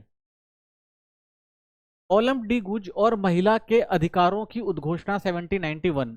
तो उस समय की प्रमुख जो नारीवादी थी ओलम डी गुज ने महिला और नागरिक महिला के अधिकारों की उद्घोषणा प्रकाशित कर पुरुष प्रधान नैरेटिव को चुनौती दी। उन्होंने सार्वजनिक और निजी जीवन में महिलाओं के लिए समान अधिकारों की मांग की, जिसमें शामिल थे। तो जो ओलम डी गुज थी उन्होंने क्या किया भाई कि एक उद्घोषण प्रकाशित किया और उसमें कहा कि भाई वो सारे अधिकार अब महिलाओं को भी चाहिए जो पुरुषों को दिए गए हैं, जिसमें उन्होंने कहा भाई संपत्ति का पर समान अधिकार मिलना चाहिए, कानून निर्माण में भागीदारी का अधिकार मिलना चाहिए, अभिव्यक्ति और विचार की स्वतंत्रता होनी चाहिए, सार्वजनिक अधिकारों की महिलाओं के प्रति जवाबदेही होनी चाहिए। यानी महिलाओं ने कहा भाई कि जो आपको संपत्ति का अधिकार जो सिर्फ पुरुषों के पास है, महिलाओं को नहीं दिया जाता, वो अधिकार देना चाहिए। अगर देश के अंदर कानून बन रहा है तो उसमें भागीदारी महिलाओं की भी बढ़ानी चाहिए, यानी महिलाएं भी भाग लेंगी भाई कानून कैसे बनाए जा रहे हैं, क्योंकि महिलाओं की भी भाई तादाद काफी थी, तो उनके लिए कोई और कानून बनाए तो इससे क्या थी, उनको समस्या थी। तो वो कह रहे थे भाई अधिकार, अगर हमें भी क्या होना, कानून निर्माण में भागीदार होना चाहिए, हमें भी अधिकार मिलना चाहिए ताकि हम अपने अधिकारों को भी इसमें सम्मिलित कर सकें। अभिव्यक्ति और विचार की स्वतंत्रता ही कि भाई हम भी महिला, हमें भी अपने बातों को रखने का अधिकार होना चाहिए, ठीक है ना, हमें भी कुछ भी करने की स्वतंत्रता होनी चाहिए, ठीक है ना। तो सार्वजनिक अधिकारों की महिलाओं के प्रति जवाबदेही होनी चाहिए कि भाई अगर कोई अधिकार हो रहे हैं, बनाए गए हैं जो पुरुष प्रधान है, जिससे महिलाओं को नुकसान हो रहा है, तो उसके प्रति जवाबदेही होनी चाहिए कि भाई आखिर ये कानून क्यों बनाए गए हैं। हालांकि उनके विचार प्रभावशाली थे, लेकिन 1793 में उन्हें उनके राजनीतिक सक्रियतावाद के लिए मृत्यु दंड दे दिया गया। तो भाई इन्होंने जो बातें रखी, इस बात से पुरुष प्रधान जो था उनको लगा भाई कि इससे तो महिलाओं के हक की बात करी जा रही है, ऐसे ये महिला अगर अपने लिए ये सब उठा रही है तो हो सकता है भविष्य में और लोग भी इसके साथ आ जाएं, तो इसलिए उनको एक कठोर दंड दिया गया, यहाँ तक कि उनको मृत्यु दंड दे दिया गया, ताकि ये जो महिलाओं की आवाज उठा रही थी उसको दबाया जा सके। जो ये दर्शाता है कि महिलाओं को अपने अधिकारों की मांग करने पर कितने गंभीर जोखिम भी उठाने पड़ते थे। यानी उस समय जो समाज था, उस समाज में जो था, अगर महिलाओं ने अपने लिए अधिकार उठाए तो महिलाओं को क्या किया जाता था भाई, कठोर दंड दिया जाता था, यहाँ तक कि मृत्यु दंड दिया जाता था, ताकि जो महिलाएं हैं उनसे सबक सीखें और कोई भी जो है ऐसी गतिविधियों में भाग ना लें। निरंतर भागीदारी और प्रतिरोध। हालांकि कोई भी कानून महिलाओं को मतदान या पदाधिकार बनाने का अधिकार नहीं देता था, फिर भी वे सक्रिय बनी रही। तो भाई ऐसे कानून थे ही नहीं कि भाई महिलाओं को मतदान का अधिकार हो या कोई पद दिया जाए, उन्हें ऊंचा पद दिया जाए, तो ये सारे प्रावधान तो रखे ही नहीं गए थे, लेकिन फिर भी महिलाएं जो थी वो सक्रिय भूमिका निभाती थी और समय समय पर इन चीजों का विरोध भी करती थी अगर उनके खिलाफ कोई कार्रवाई होती थी। तो उन्होंने महंगाई और खाद्य संकट के विरुद्ध विरोध प्रदर्शन के लिए क्लब बनाए और यहां तक कि कुछ महिलाओं ने क्रांति का विरोध भी किया, जैसे सॉरलैंड कॉन्टे, जिन्होंने 1793 में उग्र पत्रकार जॉन पॉल मारात की हत्या कर राजनीतिक प्रतिरोध का उदाहरण प्रस्तुत किया। यानी महिलाएं जो थी, कई जगह देखने को मिलता है जब भाई महिलाएं जो होती थी वो महंगाई और खाद्य संकट से जुड़े मुद्दों को अपने क्लबों में उठाती थी, और यहाँ तक कि कई महिलाएं इतनी उग्र थी कि भाई जब उनका विरोध किया गया तो उन्होंने एक उग्र पत्रकार जो जॉन पॉल मारात की हत्या कर दी, ठीक है ना, हत्या कर दी गई। किस लिए भाई, क्योंकि वो क्या करते अपने अधिकारों की मांग कर रहे थे, ठीक है ना। तो ये भी देखने को मिलता है कि महिलाएं जो थी वो कड़ा प्रतिरोध भी करती थी, यानी उनको लगता था भाई उनके खिलाफ कोई चीज हो रही है तो वो कड़ा प्रतिरोध भी इस चीज का करती थी। परिणाम और विरासत की बात करें तो महिलाओं की सक्रिय भागीदारी के बावजूद उन्होंने क्रांति के दौरान पूर्ण राजनीतिक अधिकार प्राप्त नहीं किए।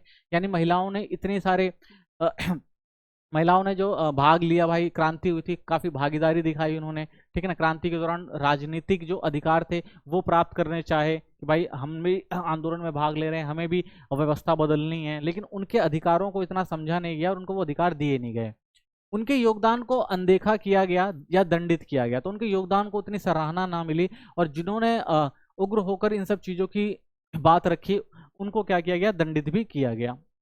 और अंततः महिला क्लबों पर प्रतिबंध भी लगा दिया, और बाद में महिला जितने भी क्लब थे उन पर प्रतिबंध लगा दिया गया, उनको रोका गया, ठीक है। एक तरह से देखा जाए तो महिलाओं को आगे आने के लिए कई महिलाएं आगे ना आ जाएं या समाज में उनका विरोध ना हो जाए, इस डर से जो पुरुष प्रधान समाज था, या वो लोग समझते थे कि भाई समाज में जो है बदलाव आएगा तो बहुत सारी व्यवस्थाएं जो होंगी वो खराब हो जाएंगी, तो इसलिए उन्होंने क्या किया, या तो महिलाओं को दबाया या तो उनके जो भी क्लब वगैरह थे उन पर प्रतिबंध लगा दिया गया, ठीक है। तो इस तरह से जो फ्रांस था लेकिन उसके बाद भी फ्रांस में जो था इस क्रांति ने एक लहर दी कि भाई जितने भी आसपास के देश थे उस समय महिलाओं ने अपने हक के लिए लड़ाई शुरू करी। फिर भी ओलम डी गुज और कॉन्द्रेसे जैसे विचारकों के माध्यम से बोए गए नारीवादी विचारों के बीज ने आगे चलकर फ्रांस और अन्य देशों में नारीवादी आंदोलनों को प्रेरणा दी। तो भाई इन्होंने जो अपने बलिदान दिए या इन्होंने जो अपने विचार रखे वो बेकार नहीं गए। तो अलग अलग देशों में अलग अलग आगे बढ़कर आप देखते हैं कि भाई नारीवादी जो आंदोलन थे वो विकसित हुए और इन लोगों ने क्या किया कि भाई अपने अधिकारों की लड़ाई लड़ी और अपने अधिकार पाए भी।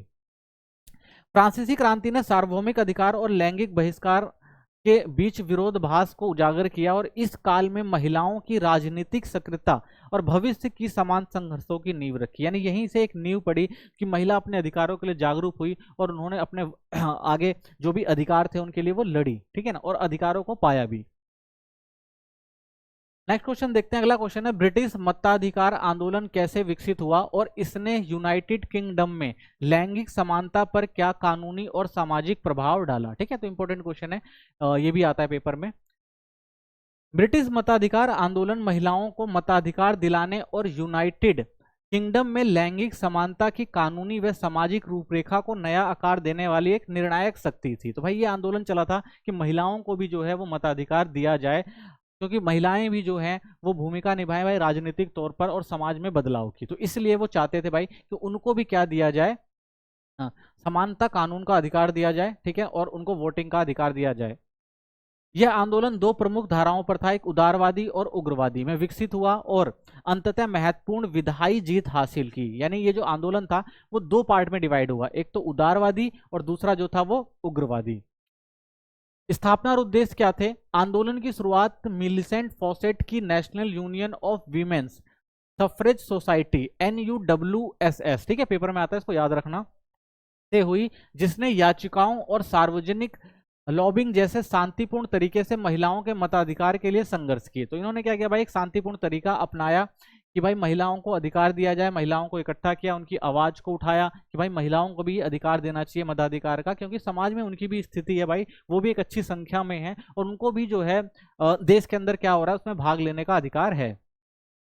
इसके विपरीत 1903 में एमिलन पैंकहर्स्ट और उनकी बेटियों द्वारा स्थापित women social and politics union WSPV ने अधिक टकराव वाला मार्ग चुना और सिविल नफरमानी के माध्यम से इस मुद्दे की तत्कालिकता को उजागर किया। यानी ये जो है ये क्या कहती है भाई, ये उग्र विचारधारा से प्रेरित थी कि भाई आसानी से जो है कोई राइट्स नहीं मिलेंगे और हमें क्या करना पड़ेगा, इसके लिए उग्र होना पड़ेगा और अपने अधिकार जो है वो लेने पड़ेंगे। ठीक है, तो ये बात उन्होंने रखी।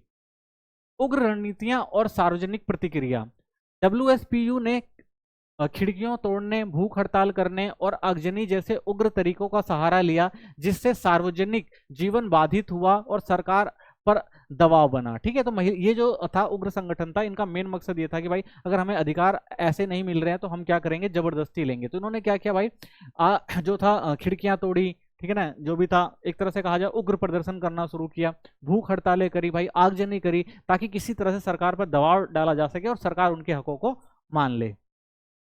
इन कार्रवाइयों ने मीडिया का ध्यान खींचा, जनमत को विभाजित किया और आंदोलनकारियों की बार बार गिरफ्तारी हुई। खासकर जेल में भूख हड़तालों के दौरान जबरन भोजन देने जैसी कठोर कार्रवाई ने जनता की सहानुभूति अर्जित करी और सरकार पर सामाजिक दबाव डाला। तो जो अपने अधिकारों के लिए लड़ रही थी, तो क्योंकि ये उग्र थी तो इनको कई बार जेल में डाल दिया गया। जब इनको जेल में डाला गया तो इन्होंने खाने से इनकार कर दिया, भूख हड़तालें करी। तो सरकार ने क्या किया भाई, इनकी जो भूख हड़ताल थी उसको तोड़ने के लिए क्या किया, जबरन इनको खाना खिलाया। तो इनसे क्या हुआ कि भाई समाज में एक संदेश फैला कि महिलाएं जो है अपने अधिकारों के लिए लड़ रही हैं और जो सरकार है उनका शोषण कर रही है। ठीक है, तो इससे क्या हुआ, समाज में उनको एक क्या मिला, सहानुभूति मिली और उस सहानुभूति के चलते जो सरकार था, सरकार पर दबाव पड़ा कि भाई अब इनको इनके अधिकार देने चाहिए। कानूनी उपलब्धियां।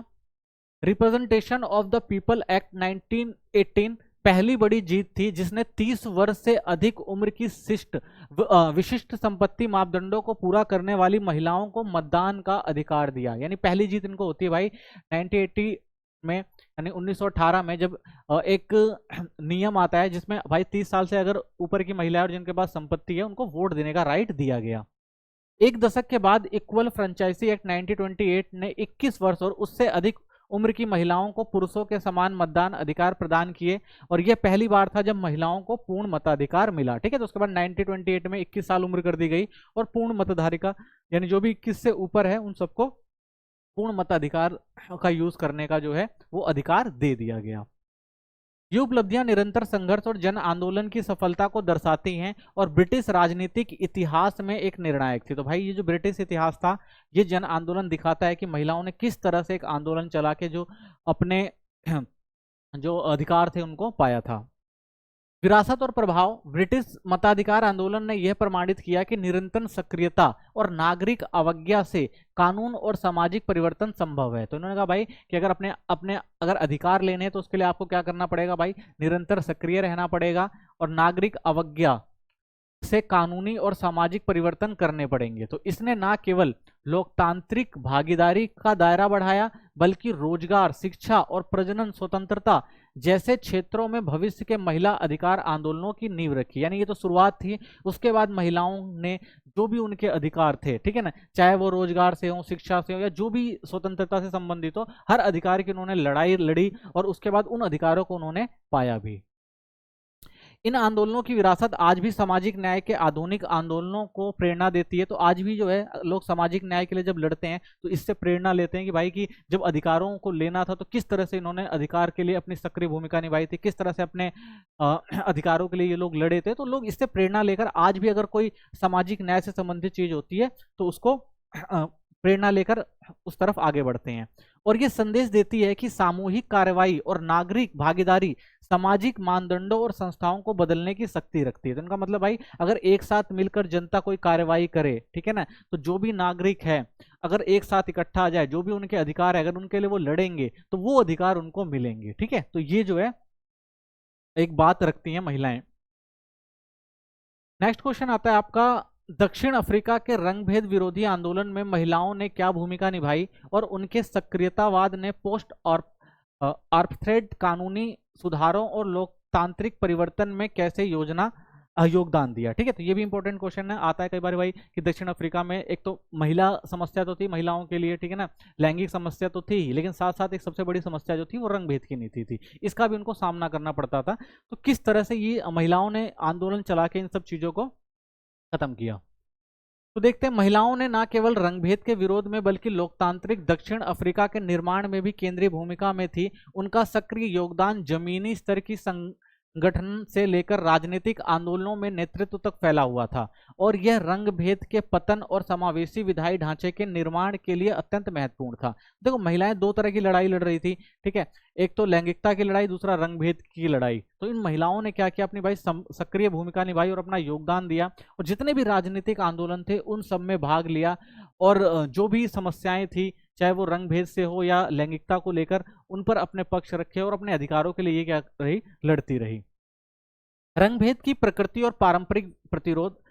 1948 में नेशनल पार्टी द्वारा संस्थापक रूप से लागू किया गया अपार्थेड एक राज्य प्रयोजित नस्लीय अलगाव प्रणाली थी। इससे कई दमनकारी कानूनों द्वारा वैधता दी गई। तो भाई नेशनल पार्टी ने क्या किया था 1948 में कि एक कानून बनाया और जिसके अंदर जो था एक कानून था अपार्थेड, और इसके अंदर क्या था कि भाई कुछ नस्लीयता के आधार पर कुछ कानूनों को मान्यता दी जो वहाँ के जो लोग थे उनको अच्छा नहीं लगा और उन्होंने इसके खिलाफ क्या किया, विरोध शुरू किया। जनसंख्या पंजीकरण अधिनियम बनाया गया 1950 में। नागरिकों को नस्ल के आधार पर वर्गीकृत करना। तो इस कानून में कहा गया भाई कि जो भी नागरिक हैं उनको नस्ल के आधार पर क्या किया जाएगा, वर्गीकृत किया जाएगा। गर्भ प्रयाज एक्ट आवासीय अलगाव का लागू किया गया कि भाई एक तो इनको अलग किया जाएगा, ऊपर से इनके जो आवास होंगे वो अलग होंगे। बांटू शिक्षा अधिनियम 1953 नस्लीय असमान शिक्षा व्यवस्था बनाई गई कि भाई इनके लिए शिक्षा का जो होगा वो भी अलग रखा जाएगा। ठीक है ना, एक तो इनको वर्गीकृत किया गया, ठीक है, इनके आवासीय जो थे उनको अलग किया गया और प्लस में इनकी शिक्षा को भी अलग किया गया। तो ये जो कुछ कानून बनाए गए, इन कानून के चलते यहाँ पर जो था इस जो अपार्थेड जो कानून था उसके खिलाफ जो थे लोग आगे आए। इन कानूनों ने काले दक्षिण अफ्रीकियों को आर्थिक, सामाजिक और राजनीतिक रूप से व्यवस्थित रूप से दमन में रखा। यानी मेन कारण ये था भाई इनको क्या करना था, आर्थिक, राजनीतिक और सामाजिक रूप से अलग कर देना था, बेदखल कर देना था। विशेष रूप से महिलाओं को पास कानून जबरन विस्थापन, श्रम शोषण और पारंपरिक बंटवारों को सामना करना पड़ा था। भाई महिलाएं जो थी इससे ज्यादा ग्रसित थी, ठीक है ना, महिलाओं को इनका काफी सामना करना पड़ रहा था, इसलिए महिलाओं ने जो था इसके खिलाफ मोर्चा खोल दिया। रंगभेद विरोधी सक्रियता में महिलाओं की भूमिका क्या रही? तो महिलाओं ने नस्लीय शोषण और लैंगिक भेदभाव दोनों के विरुद्ध संघर्ष किया। तो महिलाओं ने एक साथ, एक तो था भाई नस्लीय भेदभाव तो था ही, ठीक है ना, और लैंगिक भेदभाव भी था, तो इन दोनों के खिलाफ इन्होंने क्या किया? आंदोलन छेड़ा। 1956 की प्रिटोरिया की महिला मार्च, जिसमें 20,000 महिलाओं ने पास कानूनों का विरोध किया और ऐतिहासिक घटना थी। यानी कि अगर 1956 की प्रिटोरिया की जो महिलाएं थी, एक साथ 20,000 महिलाएं निकलती हैं और जो भी ये कानून बनाए गए थे इनके खिलाफ क्या करती हैं? ये विरोध प्रदर्शन करती है, जो अपने आप में एक ऐतिहासिक घटना थी। महिलाएं ANC, UDF और FEDSAW जैसे संगठनों में सक्रिय रही। इन्होंने संगठन बनाए और मिलकर क्या किया? विरोध किया। विनी मंडेला, अल्बर्टिना सिसुलू और रुथ फर्स्ट जैसी हस्तियां आंदोलनों की अग्रणीय थी, जिन्होंने जेल और निर्वासन झेला। तो भाई कुछ महिलाएं जो थी जिन्होंने क्या किया? इनको क्या किया गया भाई? निर्वासन कर दिया गया या इनको जेल में डाल दिया गया, लेकिन उसके बाद भी इन्होंने क्या रखा? ये आंदोलन जो है वो जारी रखा। महिलाओं की सक्रियता केवल विरोध प्रदर्शन तक सीमित नहीं थी, उन्होंने बहिष्कार, सामुदायिक संगठन और कानूनी चुनौतियों के जरिए भी रंग भेद और फिर सत्ता दोनों को चुनौती दी। तो भाई इनको देखो बहुत सारी चुनौतियों का सामना करना पड़ा था। एक तो बहिष्कार करा जा रहा था इनको, ठीक है, और भी क्या था? कानूनी इनको अधिकार नहीं दिए गए थे, ठीक है, और रंग भेद का सामना करना पड़ रहा था, और जो प्रसत्ता की सोच थी, जो चुनौतियां थी, ये सारी चुनौतियां जो थी महिलाओं के लिए जो थी, जो उस टाइम ये सामना कर रही थी जिन चुनौतियों का, और इनमें महिलाओं ने क्या किया? अपनी सक्रिय भूमिका निभाई और विरोध प्रदर्शन करके ये जो भी चीजें थी इनको खत्म करने का प्रयास किया।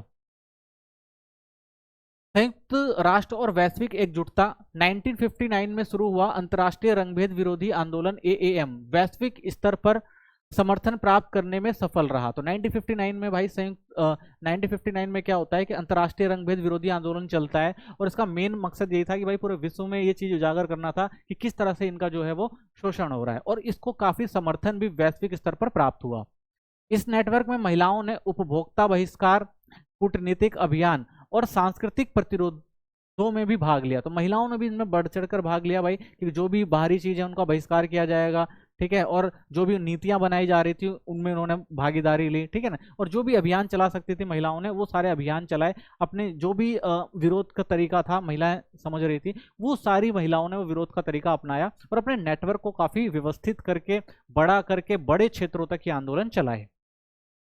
संयुक्त राष्ट्र के प्रस्तावों, प्रतिबंधों और सम्मेलनों ने दक्षिण अफ्रीका पर नैतिक और आर्थिक दबाव डालने में महत्वपूर्ण भूमिका निभाई, ठीक है। जब वैश्विक स्तर पर आया तो बहुत सारे भाई संयुक्त राष्ट्र ने बहुत सारे प्रस्तावों और प्रतिबंधों को लगाया, ताकि ये सारा जो कानून यहाँ पर बन रहा है उस सब कानूनों को खत्म किया जाए, ठीक है। तो उसके बाद में भाई ये जो नैतिक दबाव के चलते जो था, ये जो भी महत्वपूर्ण जो कानून बनाए गए थे, या जो भी दो नस्ल के लिए अलग अलग कानून थे, इन सब पे क्या किया गया? रोक लगाई गई, ठीक है ना, क्योंकि जब बाहरी प्रतिबंध लगे, आर्थिक रूप से समस्या होने लगी, तो ये जो भी कानून बनाए गए थे उन अफ्रीका के अंदर, उन सब पे क्या करी गई? बाद में रोक लगाई गई, ठीक है। तो एक बड़ी जीत थी वहां के लोगों के लिए। पोस्ट अपार्थेड कानून और सामाजिक उपलब्धियां। 1994 में नेल्सन मंडेला ने राष्ट्रपति बनने और रंगभेद की समाप्ति के बाद महिलाओं की लंबे समय से चली आ रही मांगों को केंद्र में आई, ठीक है। तो उसके बाद क्या हुआ भाई? 1994 में जब नेल्सन मंडेला राष्ट्रपति बनते हैं और जो भी ऐसे कानून बनाए गए थे, अपार्थेड के जो भी कानून थे उनको खत्म कर दिया गया, तो उसके बाद जो भी महिलाओं की मांग थी उनको फिर से उठाया गया और नेल्सन मंडेला ने इन सब चीजों पर बात भी रखी। तो 1956 का संविधान लैंगिक समानता और लिंग आधारित भेदभाव पर प्रतिबंध की गारंटी देता है कि भाई हमारे यहाँ जो भी ये व्यवस्था चल रही थी भाई, लैंगिक असमानता के जो भी भेदभाव थे उनको सबको क्या किया जाएगा? खत्म किया जाएगा, सबको समानता का दर्जा दिया जाएगा। Promotional of equality and prevention of unfair discrimination act 2000, इन सुरक्षा उपायों को विधि में दर्ज किया गया कि भाई जो भी भेदभाव है उनको खत्म किया जाएगा, और कानून के तौर पर उनको क्या किया गया? लागू किया गया। घरेलू हिंसा, रोजगार समानता और महिलाओं के संपत्ति अधिकारों पर नए कानून बनाए गए, ठीक है ना। जो भी घरेलू हिंसा होती थी या रोजगार नहीं थे महिलाओं के पास, या महिलाओं को जो संपत्ति में अधिकार नहीं था, तो फिर से कानून बनाए गए और उनको ये सारे अधिकार दिए गए। संसद में महिलाओं का प्रतिनिधित्व बढ़ा, जिससे दक्षिण अफ्रीका में लैंगिक समावेशी शासन वैश्विक अग्रणीय बना, ठीक है। तो यहाँ पर क्या कहा गया कि भाई महिलाओं को भी स्थान दिया गया संसद के अंदर, तो इससे क्या हुआ? लैंगिक समावेशी जो शासन था वो बढ़ा, यानी स्त्री पुरुष जो थे पुरुष जो थे और जो स्त्री थे वो मिलकर क्या कर रहे थे, देश का प्रतिनिधित्व कर रहे थे। तो ये चीज आपको देखने को मिली। ये कानूनी सफलताएं इस बुनियाद पर खड़ी थी जो महिलाओं की क्रांतिकारी सक्रियता ने तैयार करी। तो भाई ये सारी चीजें क्यों मिली, क्योंकि महिलाओं ने जो थी वो क्रांतिकारी भूमिका निभाई, वो सक्रियता दिखाई अपने अधिकारों के लिए कि भाई हमें भी ये अधिकार चाहिए। तो इसी के कारण जो थी ये कानूनी सफलताएं जो थी वो वहां पर दक्षिण अफ्रीका में महिलाओं को मिली। विरासत और मौजूदा चुनौतियों की बात करते हैं तो रंगभेद विरोधी आंदोलन में महिलाओं की भागीदारी ने राजनीतिक प्रतिरोध और राष्ट्र निर्माण में महिलाओं की भूमिका को फिर से परिभाषित किया। ठीक है, तो महिलाएं जो थी इसमें अग्रणी भूमिका निभा रही थी। तो महिलाओं ने जो आंदोलन चलाए तो उनका भी जो था वो कद बढ़ा। ठीक है, उनको भी प्रतिष्ठा मिली और उनको भी अधिकार दिए गए। हालांकि यह विरासत जटिल है। तो ये विरासत भाई जटिल है, इसमें अभी भी समस्याएं हैं। आज भी दक्षिण अफ्रीका में लिंग आधारित हिंसा और आर्थिक असमानता की दर बहुत अधिक है। तो ऐसा नहीं कह सकते भाई कि जो अधिकारों के लिए महिलाएं लड़ी थी वो खत्म हो गई। आज भी आपको यहाँ पर लिंग आधारित हिंसा या आर्थिक असमानता आज भी आपको देखने को मिल जाती है। ठीक है, कानून तो बन जाते हैं, लेकिन क्या कानून हमेशा फॉलो होते हैं या 100% वो सही रहते हैं? तो ये सब चीजें समस्याएं आपको देखने को मिली जाती हैं। ग्रामीण असहाय महिलाओं के लिए गरीबी, न्याय तक सीमित पहुंच और संरचनात्मक भेदभाव जैसे इंटरनेशनल मुद्दे आज भी बने हुए। तो आज भी आपको देखने को मिल जाएगा भाई वहां पे गरीबी बहुत है, न्याय व्यवस्था उतनी अच्छी नहीं है। ठीक है ना, असहाय महिलाओं को आज भी बहुत सारे चीजों का सामना करना पड़ता है। संसाधन वहां पर है नहीं और लोगों तक जो है वो संरचनात्मक भेदभाव देखने को मिलता है, क्योंकि भाई वहां पर इतना ज्यादा डेवलप्ड कंट्री तो है नहीं, सारी सुविधाएं तो है नहीं। ग्रामीण क्षेत्रों में और ज्यादा समस्याएं हैं, क्योंकि वहां पर जो क्या नाम है आर्थिक व्यवस्था जो वो काफ़ी ख़राब है, अर्थव्यवस्था काफ़ी ख़राब है, वहाँ पे आर्थिक स्थिति बहुत ख़राब है, लोग गरीब हैं, अपने अधिकारों को समझते भी नहीं है। तो ये सारी समस्याएं आज भी वहाँ देखने को मिलती है। फिर भी स्वतंत्रता संग्राम में महिलाओं को भूमिका की मान्यता ने आगे के नारीवादी आंदोलनों और नीतिगत सुधारों के लिए एक मजबूत आधार तैयार किया। ठीक है, लेकिन फिर भी इन आंदोलनों ने कि भाई एक महत्वपूर्ण भूमिका निभाई, महिलाओं को उनके अधिकारों को दिलाने का काम किया और महिलाएं जागरूक हुई कि भाई भविष्य में अगर ऐसा होता है तो महिलाएं फिर से क्या हो सकती हैं, एकजुट हो सकती हैं और अपने अधिकारों के लिए लड़ सकती हैं। तो ये प्रेरणा मिलती है उनको यहाँ से। तो कह सकते हैं हम रंगभेद विरोधी संघर्ष में महिलाओं की भूमिका न केवल परिवर्तनीय थी बल्कि आधारशिला भी सिद्ध हुई। उनके सक्रिय योगदान ने एक दमनकारी शासन को समाप्त करने और दक्षिण अफ्रीका के समाज को लोकतांत्रिक व समावेशी दिशा में पुनः आकार देने में महत्वपूर्ण भूमिका निभाई। उनकी ये कोशिशें आज भी नस्लीय न्याय और लैंगिक समानता के लिए वैश्विक आंदोलनों की प्रेरणा है। तो इस तरह से कह सकते हैं भाई इन्होंने जो करके दिखाया वो एक बहुत बड़ा काम था और आज भी बहुत सारे देशों में इनके जो आंदोलन थे, जिन आंदोलनों से इन्होंने अपने अधिकारों को पाया, तो लोगों के लिए क्या है, आज भी ये प्रेरणा है। आज भी लोग प्रेरणा लेके इन आंदोलनों की प्रेरणा लेकर और अपने मांगों को जो है वो उठाते रहते हैं। नेक्स्ट क्वेश्चन देखते हैं। अगला क्वेश्चन है, संयुक्त राज्य अमेरिका में महिलाओं के मताधिकार आंदोलन कैसे विकसित हुए, इसके प्रमुख मील के पत्थर क्या थे और इसने नागरिक अधिकारों और इंटरनेशनल नारीवाद के व्यापक संदर्भ में कैसी विरासत छोड़ी। ठीक है, तो ये संयुक्त राज्य अमेरिका के मताधिकार के ऊपर क्वेश्चन है। संयुक्त राज्य अमेरिका में महिलाओं को मतदान का अधिकार दिलाने की लड़ाई एक जटिल और दशकों तक चलने वाला आंदोलन था जो 19वीं सदी के मध्य 20वीं सदी के शुरुआत तक फैला। यह आंदोलन विभिन्न गठबंधनों, वैचारिक विभाजनों और जमीनी स्तर की सक्रियता से विकसित हुआ और अंततः 1920 में 19वें संशोधन के पारित होने के साथ अपने पहले लक्ष्य तक पहुंचा। ठीक है, तो एक लंबी लड़ाई लड़ी यहाँ पर भी महिलाओं ने मतदान का अधिकार प्राप्त करने के लिए। समझते हैं इसको। उत्पत्ति और प्रारंभिक सक्रियता देखते हैं 1848 से 1869 तक। इस आंदोलन की औपचारिक शुरुआत 1848 के सैनिका फॉल्स सम्मेलन से हुई, जहां एलिजाबेथ कैंडी स्टेन ने डिक्लेरेशन ऑफ सेंटिमेंट्स प्रस्तुत की जिसमें महिलाओं के समान अधिकारों की मांग की गई। ठीक है, तो सबसे पहले जो शुरुआत थी वो किसके द्वारा की गई थी, एलिजाबेथ कैडी स्टैंटन के द्वारा। उसके बाद Susan B Anthony, Lucy Stone और सोर्जन ट्रुथ जैसी कार्यकर्ता मताधिकार, संपत्ति अधिकार और शिक्षा तक पहुंच के लिए अग्रणी बनी रही। यानी इन्होंने क्या किया, अपने अधिकारों के लिए आंदोलन चलाए। ठीक है ना, और अपने अधिकारों के लिए ये क्या कर रही थी, लोगों को इकट्ठा कर रही थी। गृह युद्ध के बाद जब 14वां और 15वां संशोधन अफ्रीकी अमेरिका पुरुषों को नागरिकता और मताधिकार देता है लेकिन महिलाओं को नहीं, तब आंदोलन में गहरा विभाजन हुआ। यानी भाई अधिकार पुरुषों को तो दे दिए गए लेकिन महिलाओं को नहीं दिए गए। तो इस समय क्या देखने को मिलता है आपको, आंदोलन में जो है वो गहरा विभाजन देखने को मिलता है। यह विभाजन संघ के रूप में देखने को मिला आपको। राष्ट्रीय महिला मताधिकार संघ NWSA के रूप में स्टेंटन और एंथनी द्वारा स्थापित था। यह संघ राष्ट्रीय संशोधन और व्यापक सामाजिक सुधारों की वकालत करता है कि भाई कि सुधार होने चाहिए, ठीक है ना, संशोधन होना चाहिए, ठीक है ना, समाज में बदलाव आने चाहिए।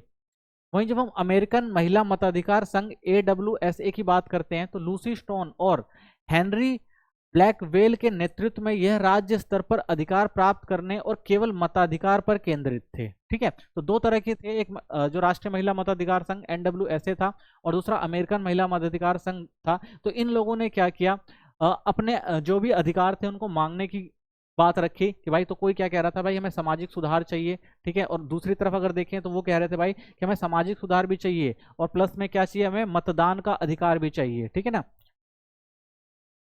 ठीक है, तो मताधिकार पर केंद्रित था। तो इस तरह से क्या हुआ कि भाई इन दोनों ने अपनी अलग अलग मांग रखी थी कि किस तरह से क्या होना चाहिए, भाई हमें अधिकार मिलने चाहिए।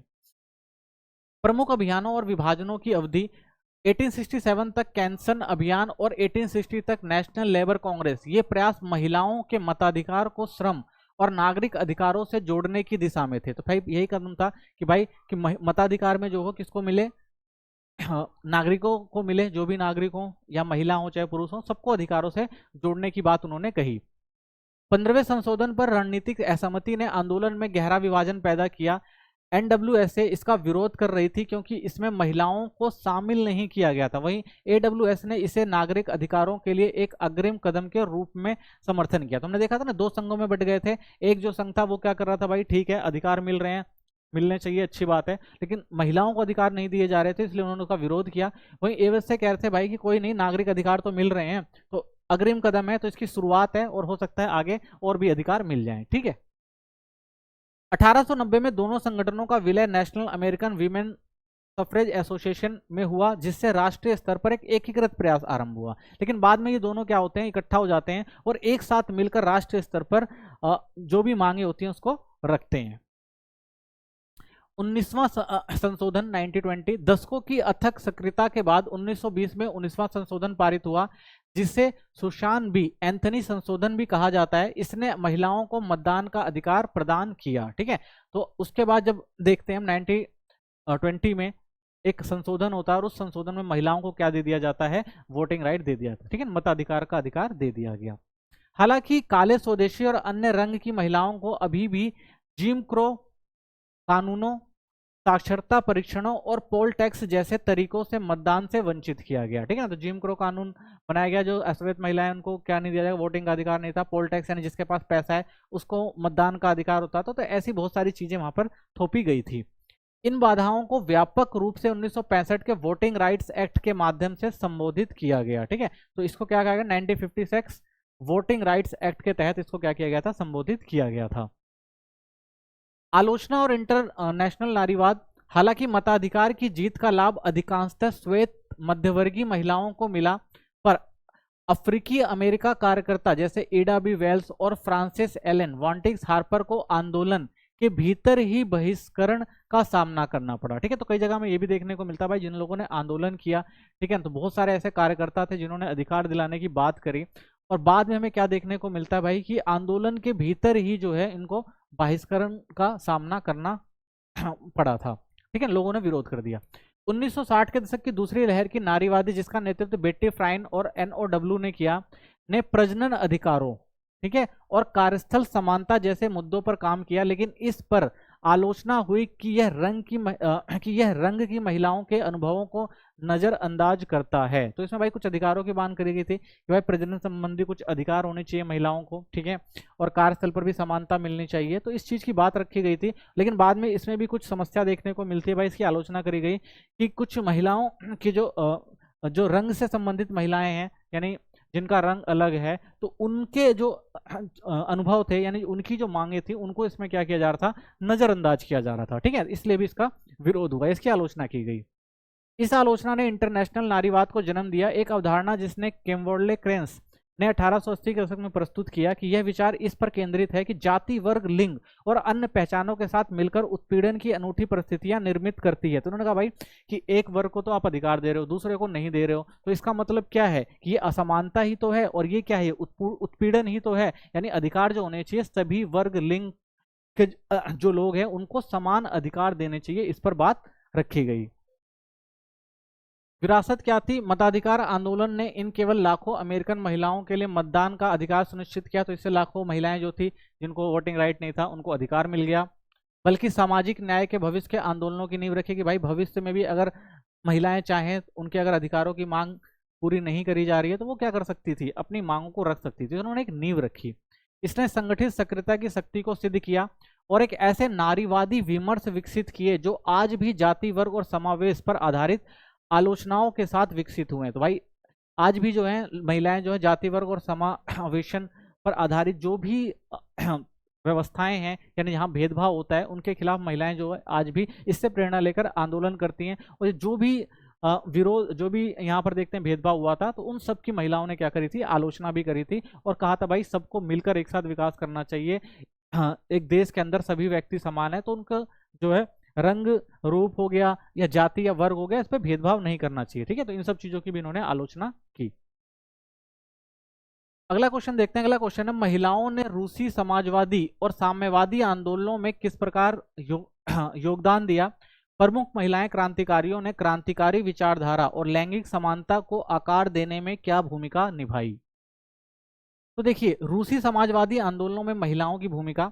महिलाओं ने रूसी समाजवादी और साम्यवादी आंदोलनों में विशेष रूप से 1905 और 1917 की क्रांतियों में दौरान एक महत्वपूर्ण भूमिका निभाई थी। तो भाई जो भी रूस के अंदर क्रांतियां हुई उसमें महिलाओं ने भी क्या किया था, बढ़ चढ़कर भाग लिया था, चाहे वो 1905 की क्रांति हो या 1917 की क्रांति हो। मार्क्सवादी विचारधाराओं में निहित कई महिलाओं ने अपनी मुक्ति को पूंजीवाद के पतन के वर्गहीन समाज की स्थापना से जोड़ा। तो महिलाओं को भी ये लगता था कि भाई जो पूंजीवाद है वो महिलाओं के शोषण का भी कारण है, तो उन्होंने क्या किया, इसके पतन के लिए जो है साथ दिया। ठीक है, हर आंदोलन में इन्होंने साथ दिया।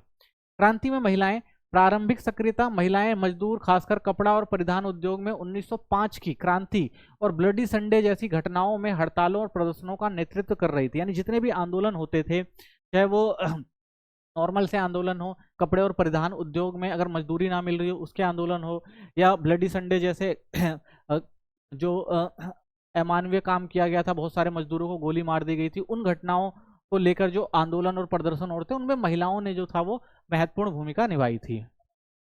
फरवरी 1917 अंतर्राष्ट्रीय महिला दिवस पर महिलाओं द्वारा शुरू की गई विशाल हड़तालें रोटी, शांति और जमीन की मांग की। तो उन्होंने कहा भाई कि हमें क्या हुआ, हमारे जो भी अधिकार हैं वो मिलने चाहिए, और इसके खिलाफ साथ जार निकोलस द्वितीय के त्यागपत्र की ओर ले गई। यह क्रांति का निर्णायक मोड़ था। तो महिलाओं ने भी क्या किया भाई कि हमें क्या चाहिए, रोटी चाहिए, शांति चाहिए और जमीन चाहिए। तो इसके लिए जो वहां का राजा जो जार निकोलस था उसके विरुद्ध भी महिलाओं ने क्या किया, आंदोलन किया या क्रांति लेकर आई वो। अक्टूबर 1917 महिलाओं ने सशस्त्र मिलिशिया में भाग लिया। बोल्शेविक क्रांति में महिलाएं शामिल हुई और कट्टरपंथी सुधारों को समर्थन किया जिनका उद्देश्य लैंगिक समानता और युद्ध का अंत था। तो महिलाओं ने क्या किया भाई, जो भी कट्टरपंथी जो भी विचार थे उनको समाप्त करना, महिलाओं को लैंगिक समानता देना।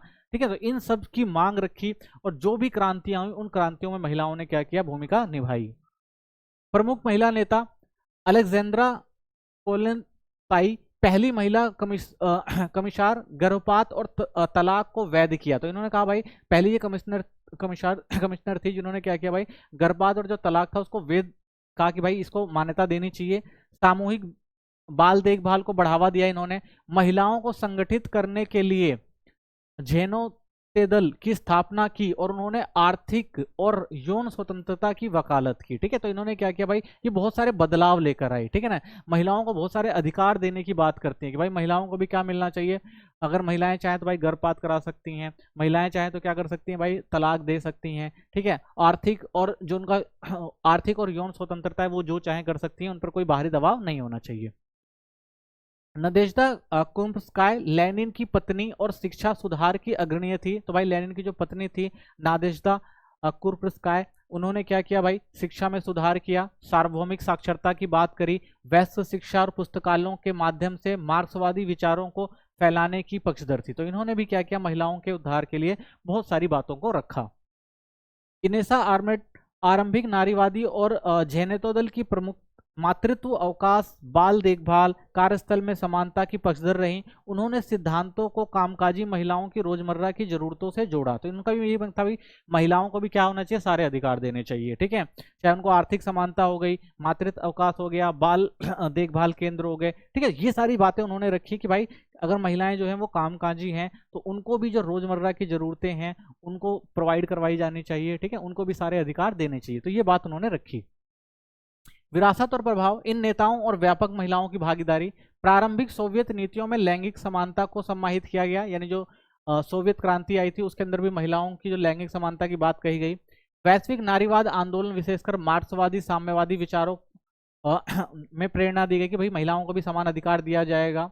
ये दर्शाता है कि वर्ग संघर्ष और लैंगिक मुक्ति को एक साथ आगे बढ़ाया गया। तो ये कहा गया भाई कि महिलाओं को क्या, इसमें क्या था कि एक तो वर्ग संघर्ष करना है, यानी कि जो गरीब लोग हैं उनको क्या करना है, संघर्ष करना है, अपने आप को आगे लेकर आना है, और साथ में ही महिला और पुरुष को समानता, यानी जो लैंगिक समानता है वो भी लेकर चलना है साथ में, ठीक है। तो इस तरह से इन्होंने आंदोलन को आगे बढ़ाया।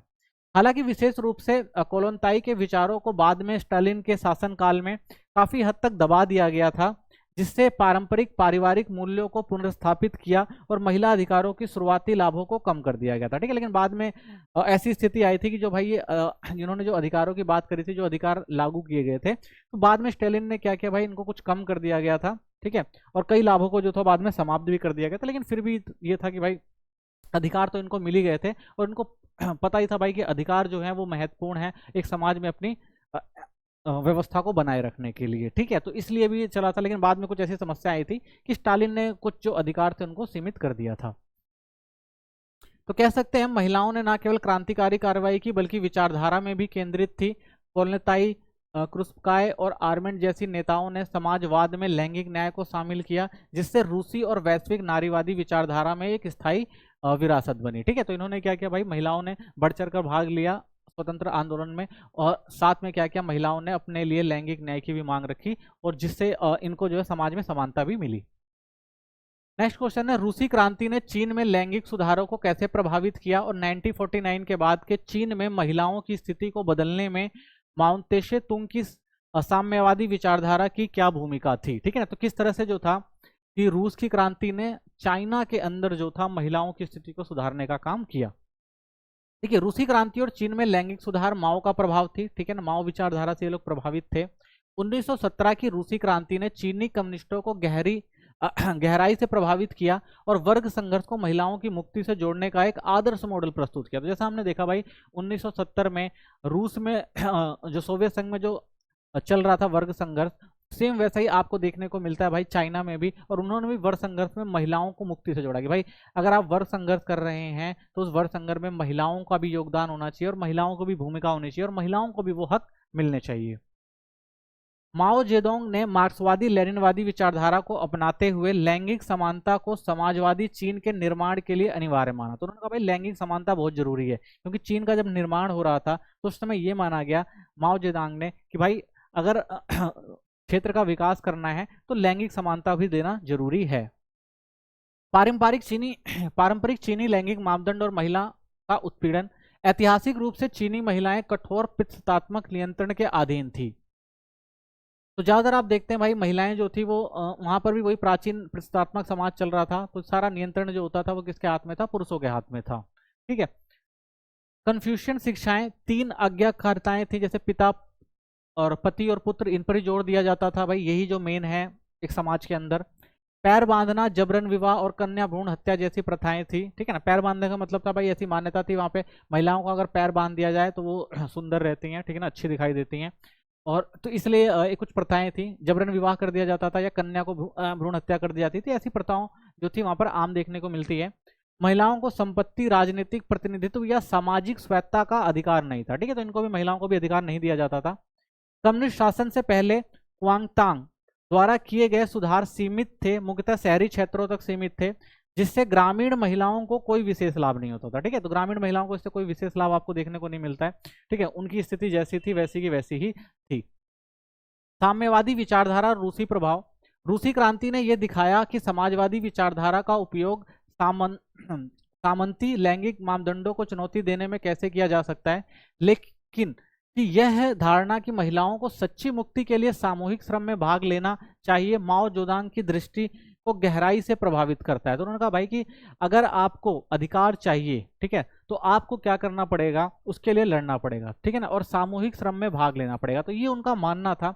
तो इसलिए महिलाओं ने भी क्या किया भाई, अपने लिए लड़ाई लड़ी, ठीक है, अपने लिए जो है मुक्ति का रास्ता ढूंढा, ठीक है। तो यही बात थी कि महिलाओं ने भी अपने लिए काम किया और महिलाओं ने अधिकार भी पाए वहां पर, ठीक है। माओ ने इन विचारों को अपनाते हुए घोषणा की कि महिलाएं आधा आकाश थामती हैं और लैंगिक समानता को राष्ट्रीय विकास के लिए अनिवार्य बताया। तो उनका मानना था भाई कि स्त्री और पुरुष दोनों समान होने चाहिए। जैसे उन्होंने कहा भाई महिलाएं जो है वो आधा आकाश, यानी दो लोगों ने अगर आकाश थामा हुआ है तो जितना पुरुषों का दबदबा उतना ही महिलाओं का है, तो दोनों की समान भागीदारी है। तो इसलिए वो क्या कहते हैं, लैंगिक समानता की बात करते हैं। कहते हैं भाई लैंगिक समानता बनी रहेगी तभी क्या होगा, राष्ट्रीय विकास कर सकता है। 1950 का विवाह कानून और कानूनी सुधार। तो अलेक्जेंड्रा कोलेंताई के नेतृत्व में सोवियत संघ में किए गए प्रारंभिक सुधारों की तर्ज पर 1950 में चीन में भी विवाह कानून पारित किए गए थे। जैसे जबरन विवाह, उपपत्नित्व, वैवाहिक दबाव बनाना, ये सब चीजें क्या करी, यहाँ पर समाप्त कर दी गई। तलाक की स्वतंत्रता दी गई, आपसी सहमति से विवाह कर सकते थे। महिलाओं की आर्थिक स्वतंत्रता अधिकारों को स्थापित किया गया कि भाई महिलाएं भी स्वतंत्र हैं, जिससे मर्जी शादी कर सकती हैं, तलाक ले सकती हैं, उनको भी आर्थिक स्वतंत्रता दी जाएगी। तो ये सब तय करा गया। ये बदलाव ग्रामीण चीन के लिए क्रांतिकारी थे, जहां पारंपरिक प्रसत्ता गहराई से जमी थी। कम्युनिस्ट पार्टी की शिक्षा मुहिमों के सशक्त महिला जैसे फैंग गेंगसिया जबरदस्ती विवाह से इनकार कर समाज के पुराने ढांचों को चुनौती देने लगी, ठीक है। तो इस तरह से क्या हुआ, महिलाएं वहां पर जागरूक हुई और उन्होंने जो प्राचीन समय से चली आ रही जो व्यवस्था थी उनको क्या किया, खत्म करने का प्रयास किया और उनसे उनको चुनौती देने लग गई। समाजवादी निर्माण में महिलाओं की भागीदारी। तो माओवादी नीतियों ने सोवियत सामूहिकता की तरह महिलाओं को इन क्षेत्रों में शामिल किया। तो भाई माओवादी नीतियों ने क्या किया भाई, जो सोवियत सामूहिकता थी उसके तौर पर महिलाओं को भी इन क्षेत्रों में शामिल किया। जैसे कि महिलाओं ने भी क्या किया, श्रम बल देना शुरू किया, राजनीतिक ढांचे में इन्होंने भी अपना योगदान दिया, सार्वजनिक शिक्षा में इनको दिया गया। तो प्रमुख अभियान क्या चलाया गया इसके अंदर, साक्षरता अभियान 1952 से 1958 तक कि भाई सबको साक्षर करना है, चाहे वो स्त्री हो या पुरुष हो।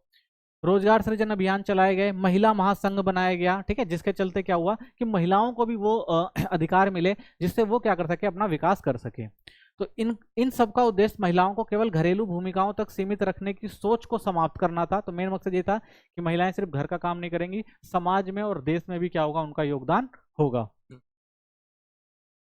आधुनिक समाजवादी महिला की कल्पना को साकार करना था। तो भाई महिलाओं को क्या करना था, आधुनिक बनाना था, ठीक है ना। तो आधुनिक समाजवादी व्यवस्था को आगे बढ़ाने का काम करना था। तो इसलिए महिलाओं को भी सारे अधिकार दिए गए और बहुत सारे अभियान चलाए गए ताकि महिलाएं भी जो है इन सब चीजों में भाग ले सकें। सीमाएं और विरासत। हालांकि लैंगिक समानता का वादा था, क्रियान्वयन असमान रहा, विशेष रूप से ग्रामीण क्षेत्रों में। तो भाई क्रियान्वयन तो किया गया, कोशिश करी गई भाई लागू किया जाए, लेकिन ग्रामीण क्षेत्रों में ये लागू नहीं हो पाया। गहरे प्रस्तात्मक दृष्टिकोण बने रहे, आज भी वो व्यवस्था देखने को मिल जाती है भाई, प्रस्तात्मक सोच बनी रही। सांस्कृतिक क्रांति के दौरान पारंपरिक पारिवारिक मूल्यों की पुनर्स्थापना ने सुधारों की गति को धीमा कर दिया। तो भाई पुरानी सोच थी बहुत सारे लोगों की, ठीक है ना, पारंपरिक जो पारिवारिक मूल्य थे वो लोग उनको बांधते आ रहे थे। तो इसलिए इन सब चीजों को खत्म करना जो था वो बहुत मुश्किल था। तो इसकी जो कहते हैं सुधारों की जो गति थी वो भी धीरे रही। फिर भी माओवादी युग ने दीर्घकालीन परिवर्तन की नींव रखी, दमनकारी ढांचों को चुनौती दी, कानूनी सुधार के रास्ते खोले और कई चीनी महिलाओं को समाज में अपनी भूमिका को फिर से परिभाषित करने का अवसर दिया, ठीक है ना। तो बहुत सारी महिलाओं ने जो किया, समाज में अपनी एक जगह भी बनाई और उन्होंने क्या किया भाई, अपनी भूमिका को भी प्रकट किया, जिससे बहुत सारे लोगों को फायदा भी हुआ, ठीक है। तो कह सकते हैं हम, रूसी क्रांति ने चीन की महिलाओं के अधिकारों के लिए एक क्रांतिकारी ढांचा प्रदान किया। माओ के नेतृत्व में ये विचार प्रभावशाली, हालांकि अपूर्ण सुधारों में बदले, जिन्हें आधुनिक चीनी समाज में महिलाओं की स्थिति को गहराई से बदल दिया। तो बहुत सारे बदलाव आए हैं, लेकिन ये नहीं कह सकते पूरी तरह से बदलाव आए हैं, आज भी बहुत सारी समस्याएं देखने को मिल जाती हैं यहाँ पे। अगला क्वेश्चन आपका, मुस्लिम समाजों में प्रस्तात्मकता ने लैंगिक भूमिकाओं को किस प्रकार प्रभावित किया तथा इस्लामी कानून, राज्य की नीतियों और सामाजिक आर्थिक परिवर्तनों ने महिलाओं की स्थिति को आकार देने में क्या भूमिका निभाई, विशेष रूप से मध्य पूर्व और तुर्की जैसे क्षेत्रों में, ठीक है। तो मुस्लिम महिलाओं की क्या भूमिका रही है ये समझते हैं। तो मुस्लिम समाज में प्रसत्ता और लैंगिक भूमिका। देखिए कई मुस्लिम समाजों में प्रसत्ता का आधार इस्लाम की बजाय ऐतिहासिक, सांस्कृतिक और सामाजिक राजनीतिक परंपराओं में अधिक गहराई से निहित है। यानी अगर देखा जाए कि जो प्रसत्ता समाज है, अगर हम देखें इस्लाम में, तो वो ऐतिहासिक नहीं, ऐतिहासिक की बजाय जो है, मतलब अगर कहें तो वो इस्लाम की बजाय नहीं, यानी इस्लाम के कारण उसमें बदलाव आपको देखने को नहीं मिलता। तो जो अगर वो इस्लाम कहीं फैला तो उसका जो इतिहास था, जो उसकी संस्कृति थी, जो उसकी सामाजिक समाज था, उसके आधार पर ही जो था वो जुड़ गया। जैसे इस्लामी ग्रंथों की व्याख्या के अनेक तरीके हैं, लेकिन पुरुष प्रधान ढांचे ने कानून, संस्कृति और राजनीति के माध्यम से महिलाओं की भूमिकाओं को निर्धारित किया। तो देखिए, अगर देखा जाए तो जो इस्लामिक ग्रंथ हैं, तो उनकी अगर व्याख्या जो सब अपने अपने तरीके से करते हैं, ऐसे ही पुरुषों ने जो उसकी जो व्याख्या करी, वो कानून, संस्कृति और राज्य की नीति के आधार पर महिलाओं की भागीदारी को तय किया कि भाई इसमें लिखा गया है कि महिलाओं के क्या कानून, महिलाओं के लिए क्या कानून है, उनको क्या करना है, उनकी क्या नीतियां हैं। तो इन सारी भूमिकाओं को उन्होंने निर्धारित किया। फिर सत्ता की सांस्कृतिक नींव, विशेष रूप से मध्य पूर्व और दक्षिण एशिया में कई मुस्लिम समाज डेनिज कॉन्डियोटी द्वारा प्रकाशित क्लासिकल प्रसत्ता के तहत कार्य करते हैं, जिसमें परिवार की प्रतिष्ठा महिलाओं के व्यवहार से जुड़ी होती है कि भाई परिवार, अगर महिला सभ्य है, महिला ठीक है, तो परिवार जो है वो क्या है, प्रतिष्ठित परिवार है। पर्दा लिंग पृथक्करण और सीमित गतिशीलता नियंत्रण के रूप में लागू होती है कि भाई पर्दा प्रथा रहेगी, ठीक है ना। लिंग का पृथक्करण होगा, यानी पुरुष और महिला का जो काम है वो पहले से क्या हो जाएगा, तय होगा और वही करना होगा, ठीक है। और महिलाएं जो होंगी वो सीमित होंगी, यानी उनके काम जो होंगे वो सीमित होंगे, वो हर काम नहीं कर सकती जो पुरुष करेंगे। फितना, सामाजिक अव्यवस्था जैसी अवधारणाएं महिलाओं की भूमिकाओं पर नियंत्रण का वैध ठहराई गई। कहा गया भाई कि अगर महिलाओं को नियंत्रित नहीं रखा जाएगा तो समाज में क्या होगा, सामाजिक व्यवस्था जो होती है वो खराब हो सकती है, ठीक है। तो ये व्यवस्था लागू करी गई वहां पे। धर्म बनाम सांस्कृतिक व्यवहार, जो बातें इस्लामी कहलाती हैं, जैसे सख्त पर्दा या पुरुष केवल तलाक, अक्सर धार्मिक ग्रंथों से अधिक स्थानीय परंपराओं से उपजी हैं। तो भाई इस्लामिक कहा जाता है ना, भाई इस्लाम में कहा जाता है कि इस्लामिक जो बहुत सारी ऐसी परंपराएं हैं, जैसे कहा जाता है पर्दा प्रथा, तो आपको इस्लामिक ग्रंथों में ये देखने को नहीं मिलेगा, ठीक है ना। पुरुष केवल तलाक दे सकता है, ये सारी चीजें आपको ग्रंथों में देखने को नहीं मिलती, लेकिन क्योंकि वो लोग स्थानीय रूप से कहीं से जुड़े, तो ये सारी मान्यताएं जो है उनके साथ जुड़ जाती हैं। कुरान शालीनता की अनुमति देता है, लेकिन आज जैसा सख्त पर्दा अनिवार्य नहीं करता, ठीक है। तो कुरान में भी भाई शालीनता है, लेकिन सख्त पर्दे की बात नहीं देखने को मिलती वहां पे। ऑनर कोड्स और पर्दा क्षेत्रीय परंपराओं को दर्शाता है, ना कि धर्म को। तो ये क्या दिखाता है, क्षेत्रीय परंपराओं को। धर्म में ये चीज नहीं देखने को मिलती है। कानूनी व्यवस्थाएं और राज्य सुधार, राज्यों ने प्रशस्तात्मक मापदंडों को या तो कायम रखा या चुनौती दी। तो भाई बहुत सारे ऐसे प्रशस्तात्मक मापदंड थे जिनको क्या किया गया भाई, कायम रखा गया, और कुछ जगहों पर कानून के रूप में इसको चुनौती भी दी गई, ये भी देखने को मिलता है। तुर्की 1920 के दशक में अतातुर्क के सुधारों ने एक धर्मनिरपेक्ष नागरिक संहिता लागू की, जिससे महिलाओं को समान अधिकार प्राप्त हुए थे, ठीक है। तो महिलाओं को समान अधिकार देने के लिए भी कुछ बात रखी गई। ट्यूनीशिया में भी ऐसा ही आपको देखने को मिलता है कि बुर्गिबा की सरकार ने बहुविवाह को समाप्त किया और महिलाओं को तलाक के अधिकारों को मजबूत किया, ठीक है। तो तुर्की में हमें जो है ये दो चीज देखने को मिलती है, और एक ट्यूनीशिया में चीज देखने को दिखती है कि भाई महिलाओं के जो अधिकारों में कुछ शुरुआत करी गई इन दो देशों के अंदर। हालांकि इन सुधारों को अक्सर ग्रामीण क्षेत्रों में प्रतिरोध का सामना करना पड़ता है और इनका क्रियान्वयन जो है वो सीमित है। तो सबसे बड़ी समस्या है भाई, ये सब चीजें जो जहाँ पे पढ़ा लिखा समाज है वहाँ पे तो समझ में आ जाता है, लेकिन कुछ ग्रामीण लोग होते हैं जो उतने शिक्षित नहीं होते, तो वहां पर जो ये चीजें होती हैं वो कायम नहीं हो पाती हैं, लोग इसका क्या करते हैं, विरोध करते हैं। आर्थिक परिवर्तन और महिलाओं का श्रम, आर्थिक बदलावों ने महिलाओं की भूमिकाओं को प्रभावित किया है। शहरी और औद्योगिक क्षेत्र में महिलाओं को अधिक स्वतंत्रता और औपचारिक रोजगार के अवसर हैं। अगर आज के टाइम में हम देखें तो जो शहरी क्षेत्र में महिलाएं रह रही हैं, ग्रामीण इलाकों में महिलाओं का श्रम प्राय अवैतनिक होता है और पुरुष संबंधियों द्वारा नियंत्रित होता है। ग्रामीण क्षेत्रों में देखें तो भाई महिलाएं जो काम करती हैं उनको वेतन तो मिलता नहीं है, और प्लस में पुरुष संबंधी होता है, यानी पुरुष जो कहते हैं उसी के आधार पर महिलाओं को चलना पड़ता है। तुर्की की बात करते हैं। कानूनी सुधारों ने महिलाओं को अधिकारों को बढ़ावा दिया है, लेकिन ग्रामीण क्षेत्रों में प्रशस्तात्मक परंपराएं आज भी कायम है, यह आपको देखने को मिल जाता है। शहरी महिलाएं वेतनभोगी रोजगार के साथ निर्णय निर्धारण में भागीदारी बनी है। तो यहाँ पे हमें दो बदलाव देखने को आपको मिल जाता है। शिक्षा और शहरीकरण की बात करें तो शिक्षा और शहरीकरण जीवन प्रसत्ता को चुनौती देते हैं, ठीक है, क्योंकि भाई अगर कोई शिक्षित व्यक्ति है तो जो पुरानी परंपराएं उसको वो जरूर चुनौती देंगे। फिर भी 1985 में महिलाओं की हिस्सेदारी कुल निरक्षर जनसंख्या 70% रही है, विशेष रूप से ग्रामीण क्षेत्रों में। तो भाई आज भी देखा जाए यहाँ पे जो शिक्षा का स्तर है वो उतना अच्छा नहीं है। वहीं तुर्की में 1975 से 1985 के बीच महिला निरक्षरता 49% से घटकर 32% हो गई है, ठीक है। धीरे धीरे इसमें हमें बदलाव देखने को अब मिल रहा है।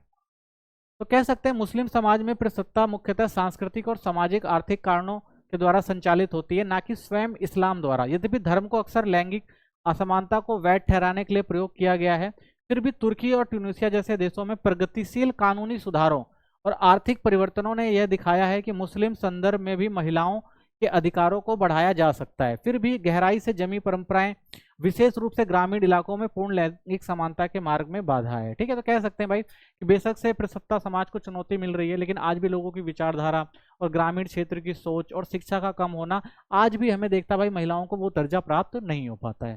ठीक है, तो इसी के साथ हमारे इंपॉर्टेंट क्वेश्चन खत्म होते हैं। चैनल को सब्सक्राइब कर दें, अगर कोई कमेंट करना चाहें तो कर दे, कोई क्वेश्चन हो तो वीडियो को लाइक करें। धन्यवाद।